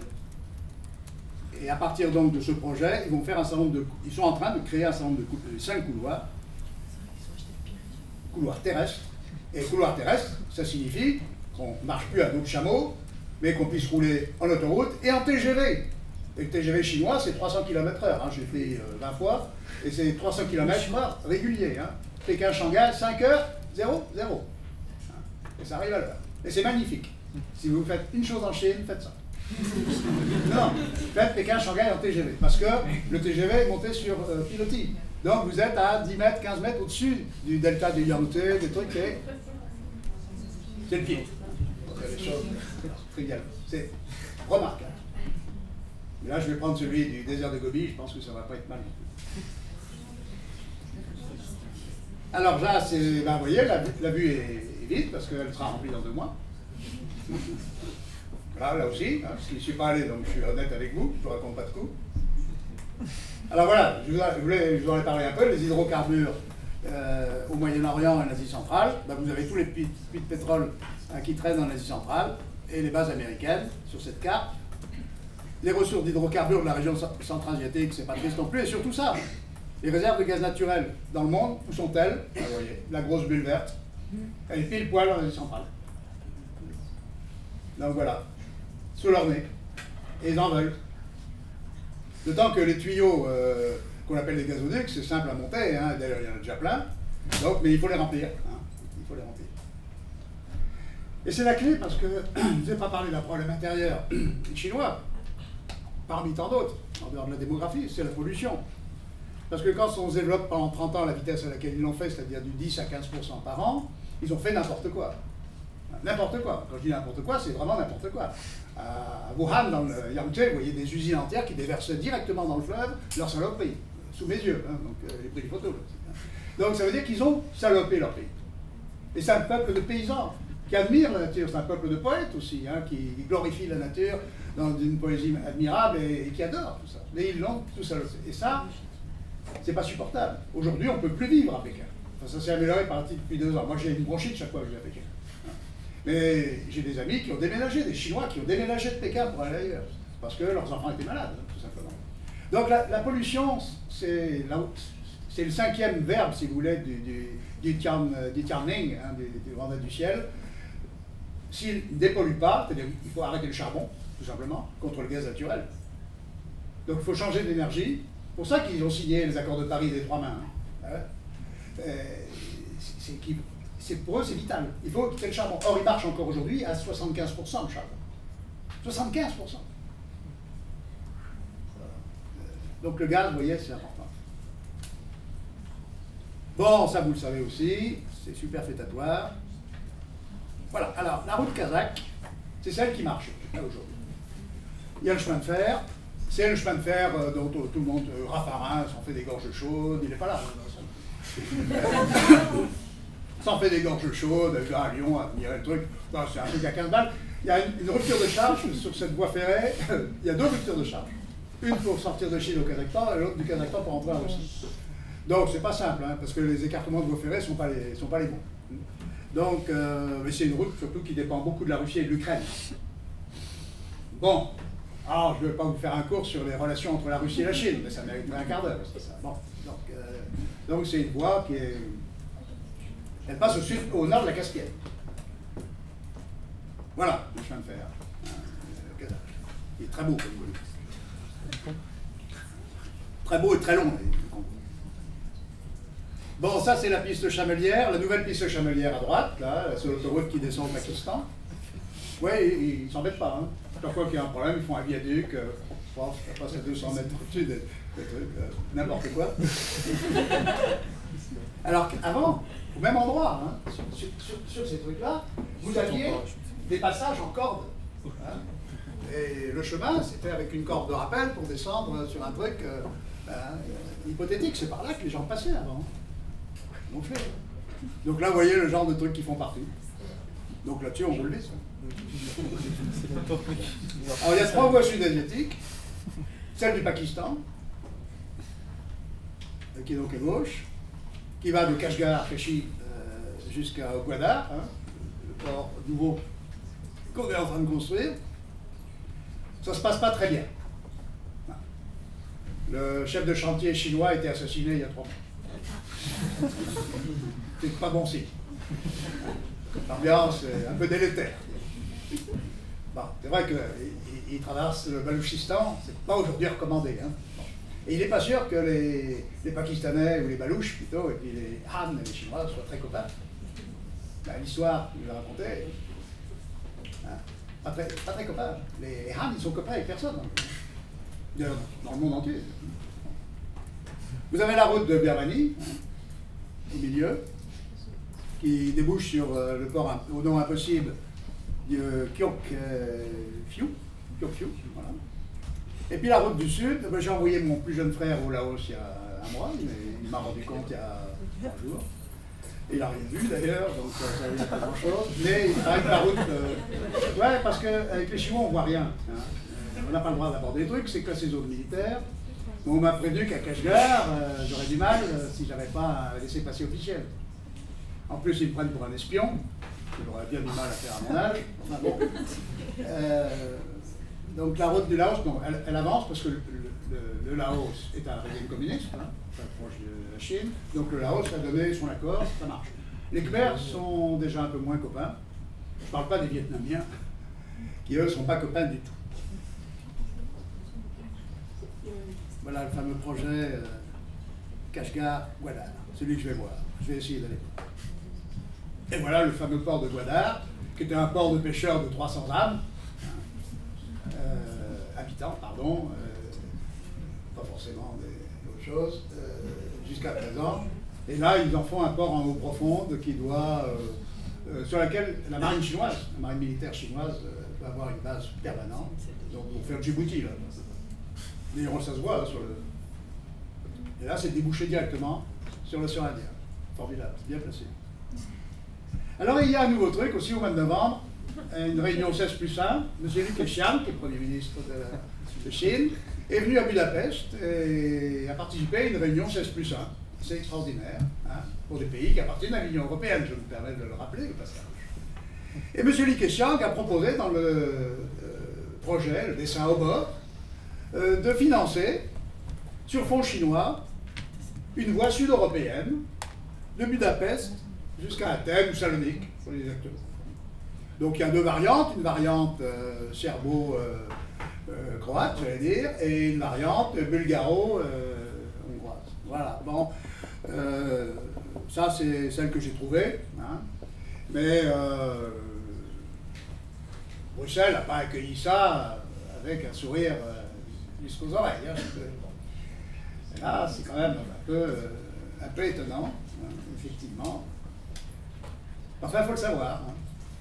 Il y a de la même façon, à partir de Djibouti, hein, le chemin de fer sur Addis Abeba a été reconstruit, le vieux chemin de fer français. Maintenant, il y a une ligne magnifique. Et l'Éthiopie est visiblement...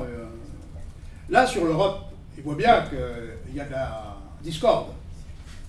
Hein, le moins qu'on puisse dire en Europe, entre certains et d'autres, et en particulier entre la Hongrie, la Pologne et les pays de l'Europe centrale, et les pays originels de l'Europe, et que la stratégie chinoise, c'est que chaque fois qu'elle voit une faiblesse, qu'elle peut enfoncer un coin dans un dispositif, elle le fait. Là, c'est manifeste. Donc ça va être assez difficile de lutter à armes égales. Alors au bord, c'est un beau projet qui est indispensable à la Chine, je le conçois bien, mais qui a beaucoup d'obstacles. D'abord, en règle générale, la Chine veut pénétrer le monde, or le monde a horreur de la Chine. Et ça date d'il y a 3000 ans.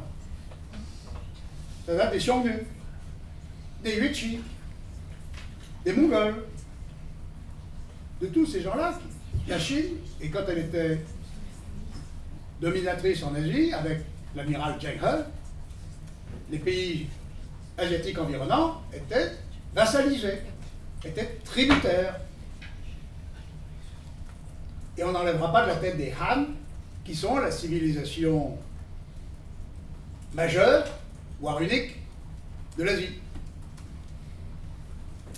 Et donc, les autres qui ne sont pas musulmans, qui sont musulmans pour la plupart, et qui sont surtout des descendants de leurs ennemis héréditaires, ne sont pas du tout copains avec les Chinois.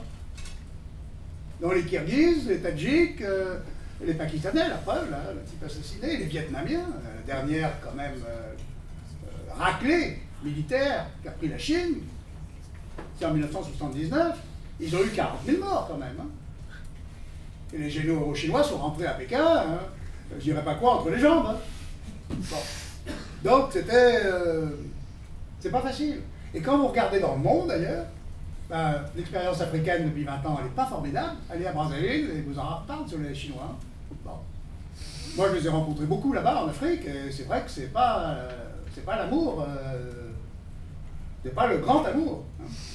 Pour le moment, c'est un amour un peu vénal, mais c'est très problématique. Donc voilà, l'Asie centrale est le débouché normal et obligatoire de la Chine. Or, l'Asie centrale est un problème. D'abord, l'amour. Ensuite, l'Asie centrale, c'est une vraie pétrolière. Il ne faut pas oublier qu'il y a l'Afghanistan. L'Afghanistan est quand même à moitié aux mains des talibans. Les Américains remettent la gomme. Mais bon, le verre est dans le fruit. Hein. L'Ouzbékistan, je peux vous rappeler quand même que la majorité des terroristes qui ont fait péter des trucs en Occident sont ouzbeks, aux États-Unis en particulier. Donc, c'est des pays qui sont très travaillés. C'est des pays qui sont encore des pays anciennement soviétiques, dans lesquels la Russie d'aujourd'hui a des intérêts considérables, et qui ne sont pas du tout en accord avec les intérêts chinois. Notamment sur le gaz, le pétrole. Donc, c'est pas gagné. Hein. Voilà, c'est ce que je voulais dire. Le Xinjiang est habité à 50% par des Ouïghours. Il y a 23 millions d'habitants, il y a 10 à 11 millions de Ouïghours. Les Ouïghours sont des Ouïghours, descendants de l'Empire ouïghour, turco-mongol, musulmans, turcophones. Ils n'ont rien à voir avec les Chinois. On me dit, vous allez à Kashgar? Mais il vous faut un interprète turc, enfin un interprète ouïghour, parce qu'ils ont leur langage. Et moi j'ai une interprète chinoise. Donc la pauvre, je ne sais pas comment elle va faire. Mais bon. Les Ouïghours, dans la rue à Wuhan, machin, on les montre du doigt. Hein. Bon. Les attentats de la place Tiananmen, les attentats de la gare de Kunming, qui ont fait une douzaine de morts, ça, Ouïghours. Je vous le dis à vous, vous ne le répéterez pas. Hein? Je ne vais pas faire mon bouquet, ne vous en faites pas. Mais moi, je leur dis, le Xinjiang, c'est votre Algérie. Et je sais de quoi je parle. Donc, mais ils le savent très bien. C'est un vrai problème. Parce que les Han ne veulent pas aller là-bas. Aller habiter dans le désert, c'est pas sympa. Pas tous les jours sympa. Donc il y en a qui vont faire des missions 1 an, 2 ans, chercher du pétrole, des trucs comme ça, puis ils rentrent à la maison après. Donc coloniser le Xinjiang, c'est une affaire pas simple, et les Ouïghours ne se mélangent pas. Alors pour le moment, ils rasent les villes ouïghours. Comme ils ont rasé les Hutong, etc. Ils rasent. Et ils reconstruisent des bars de 80 mètres de haut dans lesquels ils empilent les gens en mettant un Ouïghour, un Hui, un Han, un Ouïghour, un Hui, un Han. Donc ils essayent de faire du mélange forcé, mais bon. Bon, vous avez les intérêts américains, et vous avez aussi tous les trafiquants du monde qui traînent dans le coin, notamment l'opium, dont l'Afghanistan est de très loin 60% de la production mondiale, et le premier producteur du monde. L'opium, ça vous rappelle quelque chose? Voilà, vous avez bien écouté, moi. Ensuite, vous avez un peu plus loin les conflits en Moyen-Orient, dont on voit bien tous les jours dans le journal que c'est pas demain la veille qu'ils vont s'arrêter. Pourquoi? Parce que c'est des conflits fondamentalement religieux. L'opposition chiite-sunnite qui date quand même du 8e siècle, hein, pas jeune. Vous avez la rivalité entre les puissances, entre les chiites et les sunnites toujours, mais entre l'Iran et l'Arabie saoudite, ce qui n'est pas rien. Vous avez M. Poutine qui a quand même flanqué un peu, excusez-moi l'expression, la merde dans le dispositif avec l'intervention en Syrie, pour l'histoire de simplifier les affaires. Bon. Après les Américains. Bon, et puis vous avez le problème du Kurdistan, qui ne simplifie pas les choses non plus. Donc là, vous voyez, Asie centrale, Moyen-Orient, Proche-Orient, hein, sans compter Israël, hein, donc, qui n'est pas le moindre problème. Donc vous voyez que c'est pas demain la veille qu'on va refaire la route de la soie vers Antioche, tranquillos, à d'autres chameaux. Au bout du compte, de l'autre côté, alors, comme je l'ai dit, ab initio, on s'en fout. C'est-à-dire que, comme les chevaliers normands des croisades, on s'en fout. Hein. La route de la soie, pourvu que ça nous fasse. Bon. Donc l'Europe a d'autres chats à fouetter, et c'est vrai en plus, hein, que de s'intéresser à Kashgar. Donc, avec la meilleure volonté du monde, et notre président a été très, très bon. Moi, je trouve que quand il est à Sion, il a fait un beau discours que je pourrais faire d'ailleurs sur les routes de la soie. Mais quoi, on va leur demander de financer le corridor Le Havre-Paris? Moi, charrier quand même, non? Bon. C'est pas parce qu'on n'a plus un retard qu'il faut se faire coloniser par les autres. Donc, voilà, nous, la réalité américaine ne fait que croître. Hein. Bon, le discours de M. Donald Trump est très ambigu. Bon, il dit blanc un jour, noir le lendemain, si je puis me permettre cette expression, mais le froid et le chaud surtout, et on ne sait pas très bien. On ne sait pas très bien. Mais du côté chinois, en tout cas, ce que je peux vous dire, c'est que les Américains, c'est l'ennemi. Ben, ça, c'est clair. Parce qu'eux, ils se disent que les Américains vont empêcher la Chine d'accéder à son rang normal dans le monde. Donc l'Américain, c'est pas plus compliqué que ça. Bon, l'Afrique, c'est pas simple non plus. Hein, et l'Afrique n'a aucune voix au chapitre mondial aujourd'hui et ne fait qu'encaisser l'échec que M. le Président chinois veut bien larguer au passage quand il fait une visite officielle. Donc, dans le monde, en dehors de la Chine face à la Chine, je ne vois pas beaucoup d'interlocuteurs valables pour la Chine. Non. Bon, la France peut-être. Mais on ne voit pas très bien l'intérêt, en dehors de l'intérêt culturel, de l'intérêt politique, mais ça serait un gros pari hein, de la part de la France. Moi je pense qu'il faut le tenter, hein, mais c'est quand même très risqué. Donc c'est pas... si vous voulez, ce projet est fort intéressant, non seulement parce qu'historiquement, géographiquement, etc., il permet de... Mais c'est peut-être une des clés du monde de demain. Je dis peut-être parce que j'en sais rien, mais c'est quand même un des sujets sur la table qui va nous occuper pendant quelques dizaines d'années, sans aucun doute. Est-ce que le projet chinois est un projet d'alternative au système mondial actuel? C'est-à-dire qu'ils veulent remplacer une alternative? Ou est-ce que c'est une complémentarité? Toute la question est là. Toute la question est là. C'est une question de dosage, c'est une question de subtilité. La diplomatie chinoise n'est pas connue pour sa subtilité. La stratégie chinoise non plus.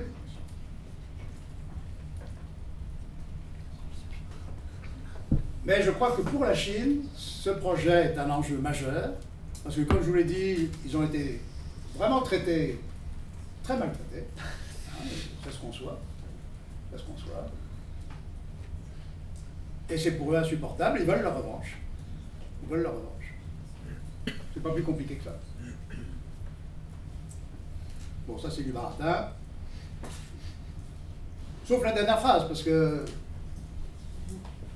en fait, un certain nombre de pays dans le monde, ce qu'ils proposent, c'est exactement une révolution culturelle. Quand vous lisez le discours du président Xi Jinping, ce qu'il vous propose dans son discours d'il y a 8 jours, c'est une révolution culturelle. C'est un garde-rouge, Xi Jinping. Et si on le laisse au pouvoir aujourd'hui, c'est parce qu'il n'y a pas de remplaçant. Garde-rouge. Garde-rouge, ils ont tous 70 ans hein, ou 65 ans. Et les successeurs potentiels, c'est les gars qui n'ont pas connu la grande révolution culturelle. Donc c'est pas des purs... c'est pas des purs maoïstes. Ce sont des occidentalisés. Et ils sont très dangereux. C'est des réformistes. C'est des démocrates. Voilà. Et donc, les dirigeants chinois aujourd'hui ne veulent pas sortir de la clé maoïste. Il faut le savoir, ça. Et puisque la révolution culturelle n'a pas marché en Chine, eh bien, pourquoi pas retenter le coup, mais à l'échelle du monde? Ben, pourquoi pas, puisque nous ne proposons rien hein, d'autre. Et que nos démocraties sont en train de s'alanguir. voire de se diviser. Ils étudient beaucoup nos systèmes. Beaucoup, beaucoup, beaucoup. Ils travaillent beaucoup sur ce que... Et ils observent. Et en plus de ça, moi, je leur fais des conférences sur ce que nous sommes, pour qu'ils soient bien appuyés sur la plaie. Bon. Pour terminer, je vous rappelle, parce que je suis un peu stratège sur les bords, ou stratégiste, le stratège chinois, il s'appelle Sun Tzu. Il est bien connu pour l'art de la guerre. Les deux principes que je vous ai rappelés constamment pendant cette conférence, il faut maintenir la cohésion de la Chine à l'intérieur. Le mandat du ciel, c'est essentiel. Deuxièmement, il faut tromper, il faut tromper le monde à l'extérieur. La duperie, c'est la clé du bouquin de Sun Tzu, l'art de la guerre, que je vous conseille de relire de temps en temps. Et il l'écrit très bien, la guerre est l'art du mensonge. Quand on n'a pas la supériorité de la force militaire, le mensonge à la guerre, c'est la clé. Bon. Vous êtes capable d'attaquer? La faites comme si vous en étiez incapable. Vous vous apprêtez à mettre vos forces en action, simulez l'inactivité. En théorie taoïste, on appelle ça la non-action. Quand vous êtes prêt, faites croire à l'ennemi que vous êtes loin. À Kashgar, par exemple. Quand vous êtes loin, faites-lui croire que vous êtes tout près. Lancez des leurres pour attirer l'ennemi, vers le Laos, la Birmanie, par exemple. Donnez l'impression d'être en plein désordre et écrasez-le. C'est pas moi qui l'ai écrit, c'est Sun Tzu, il y a 2600 ans. C'est la Bible en Chine. Pour terminer, dites-vous que les Chinois ont une culture magnifique, une civilisation très ancienne, j'ai beaucoup d'admiration et d'estime pour eux, mais ils ne pensent pas comme nous. Nous pensons avec un alphabet et avec des concepts. Ils pensent avec une écriture qui est faite de caractères. Tout vient de là. Ça rend aussi intelligent l'une que l'autre, mais ça fait voir le monde de façon différente. Quand vous dites « how », qui veut dire « bien » en chinois, vous croyez que ça veut dire « bien », donc « how » c'est le bonheur, donc ce qui est bon, etc. Vous prenez le caractère « how », c'est deux caractères à coller, femme, enfant. Ce qui est bien, c'est la famille. C'est ce qui est normal, c'est la norme. Vous voyez ce que je veux dire? Ce qui est bien, c'est pas ce qui est bon. Et nous faisons des contresens toute la journée avec les Chinois. Toute la journée. Parce qu'ils ont des caractères. Et les caractères, il faut les regarder. C'est tout. Moi, je demande qu'on m'écrive les mots. Écris-moi en chinois. Écris-moi ton truc. Et après ça, je le dictionnaire bosse comme un fou pour voir ce que ça veut dire. Bon. Et on s'aperçoit que ça ne veut pas dire les choses qu'on a traduites, parce que nous, on a des concepts. Et on fabrique des concepts comme on veut toute la journée. Il suffit de mettre des voyelles avec des consonnes. Non, ils sont obligés de mettre des caractères avec des caractères. Voilà, 3 bouquins qui m'ont aidé à travailler pour vous. La route de la soie de Luce Boulnois, qui est, il y a 25 ans, le premier bouquin complet sur le sujet. Les Empires du Mirage de Edith et François Bernard Huet, qui est un très bon bouquin, très bien écrit, très vivant, parce qu'ils ont fait le pèlerinage, je vais dire. Et puis c'est le dernier qui vient de sortir, Peter Frankopan, qui vous raconte le monde. Et je vous remercie.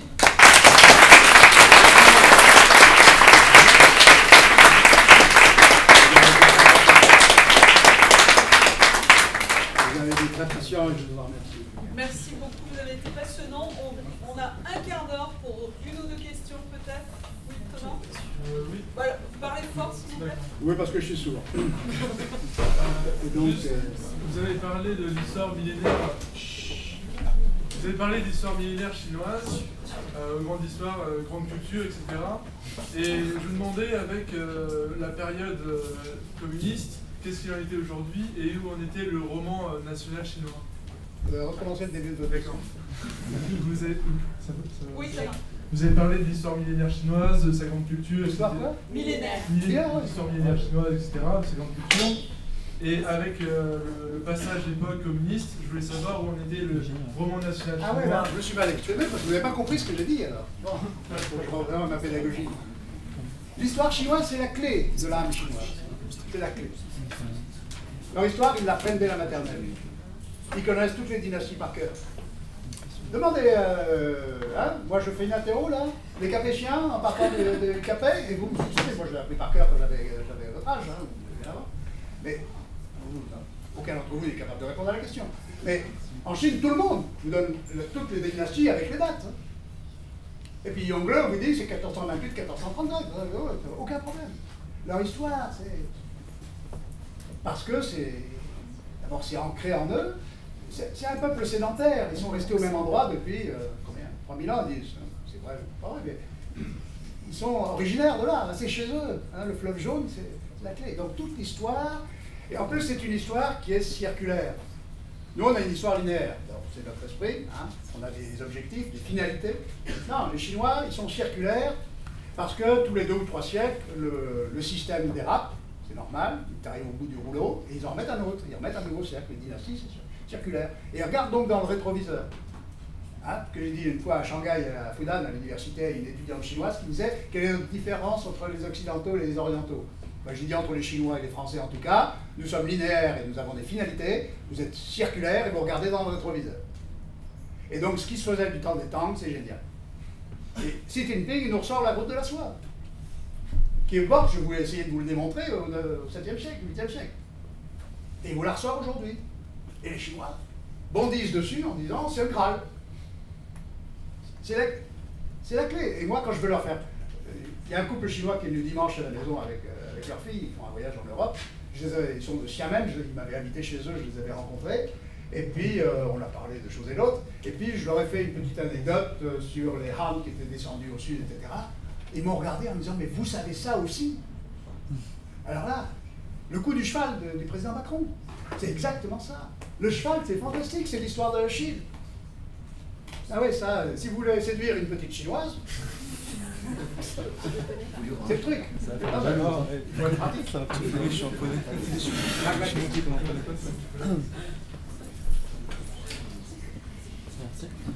Bonjour. Tout à l'heure, vous avez parlé, donc, quand on parlait de l'Afrique, vous avez dit que les Chinois considéraient aujourd'hui l'Europe comme la clé de la réussite en Afrique.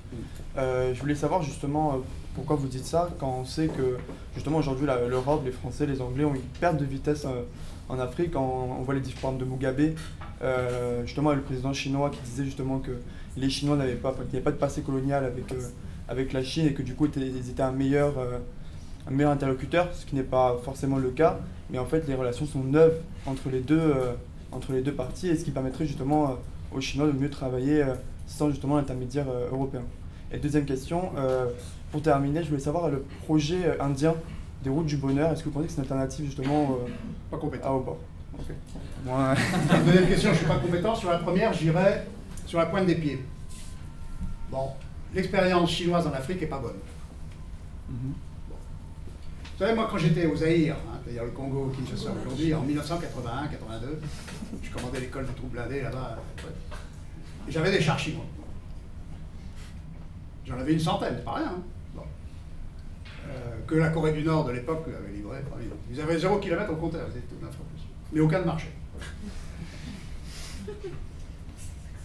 Et donc j'ai demandé des pièces de rechange, j'ai essayé pour les réparer. Et on m'a envoyé, moi je commandais un détachement français de 26 officiers et sous-officiers, ils m'ont envoyé 27 Chinois. Marrant comme truc. Hein. Mais à l'époque je ne connaissais pas la Chine, donc j'ai rien compris. Ils m'ont envoyé 27 Chinois qui étaient tous du grade de colonel, c'est-à-dire le mien à l'époque. Formidable aussi. Et ils m'ont imposé leur truc en me disant on a des pièces de rechange et c'est nous qui faisons le boulot et les chars sont à nous. Là, ils sont tombés sur un bec. J'ai dit le patron ici, c'est moi. Vous voyez la porte là derrière vous, vous la prenez. Hein. C'est ce qu'ils ont fait. Et ils ont attendu mon départ, 1 an et demi après, pour remettre les pieds dans le bureau de mon successeur. Bon, ça ne suis pas intéressé. Mais. Et ils ont vécu pendant 1 an et demi, ils ont réquisitionné l'hôtel Cosmopolite ou je ne sais pas trop quoi, dans la cité, et ils y ont vécu en attendant 1 an et demi. Ils étaient très sympas, ils disaient bonjour de temps en temps, ni hao, j'ai appris ni hao à cette époque-là. Bon, ils ont des relations très compliquées avec l'Afrique. Ils ont des relations très compliquées avec les Africains. Parce que les Chinois sont racistes, de chez racistes. Vous savez, on n'a pas idée même. Et la preuve, c'est qu'on m'a dit, vous allez voir, à Guangzhou, à Canton, il y a un quartier africain. Tu parles, il y a 3 immeubles. Un quartier. On va rigoler, non?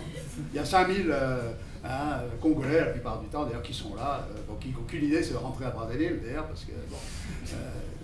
non, ils ont un vrai problème avec les Africains, qui estiment qu'ils sont nuls, qu'ils ne travaillent pas, etc. Bon. Et quand ils sont arrivés en Zambie, par exemple, avec le carnet de chèques, ils sont arrivés avec l'histoire croustillante. Ils sont arrivés avec les gars du Laogai. Vous savez ce que c'est qu'un Laogai, hein? Un camp de travail. Il y en a un par province en Chine. Hein? Il y a 26 provinces. Il y a beaucoup de Laogai. Et ils sont pleins. Hein? Ils sont pleins. Donc c'est là où on vous met à l'ombre pendant 2, 3, 5 ans, hein, pour vous remettre un peu dans l'axe du parti. Bon. Et les Chinois qui ont débarqué en Afrique ont débarqué avec des gars du Laogai. Parce qu'aller en Afrique, c'était allègement de peine. Donc les Africains ont vu arriver avec eux tous les... Hein, comment dire, les bagnards, quoi. Hein, faut dire les choses par leur nom, quoi. Les bagnards chinois, quoi. Bon. Et ils ont, en Algérie, par exemple, les autoroutes qu'ils ont construites entre Alger, Annaba, Oran, qui sont d'ailleurs dans un état assez dégueulasse aujourd'hui, ont été construites non pas avec des Algériens, des travailleurs algériens qui sont tous au chômage d'ailleurs, hein, mais avec des Chinois importés des Laogai. Donc ça fait mauvais effet tout ça. Hein, ils vivent dans des camps, hein, et ils apportent leurs baguettes, et le soir ils bouffent des nouilles. Voilà, donc, voilà. Mais vous avez des trucs encore pires à Brazzaville. Allez à Brazzaville, avant il y avait à tous les coins de rue à Brazzaville, il y avait des mamas avec des cuvettes sur la tête, et puis qui vendaient leurs petites saloperies, ça, elles vivaient de ça. Bon. Moi je suis passé à Brazza il n'y a pas tellement longtemps, 4-5 ans, il n'y a plus de mamas à cuvette, il y a des échoppes avec des Chinois partout. Et voilà, bah ouais, mais c'est dramatique. Hein. Donc ils ont bouffé tout le petit commerce africain. Hein. Et la dérouille africaine a disparu, les Chinois l'ont remplacé. Ça fait très mal. Et donc, dans le peuple, hein, j'aime vous dire qu'en Afrique, et au Congo hein, en particulier, hein, c'est très mal ressenti. Alors, l'échec chinois en Afrique est assez considérable. Ça leur a coûté beaucoup de pognon, et en plus, le pognon n'a servi à rien. Hein.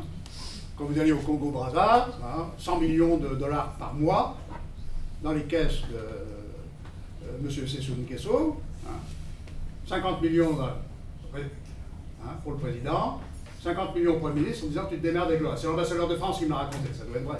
Hein.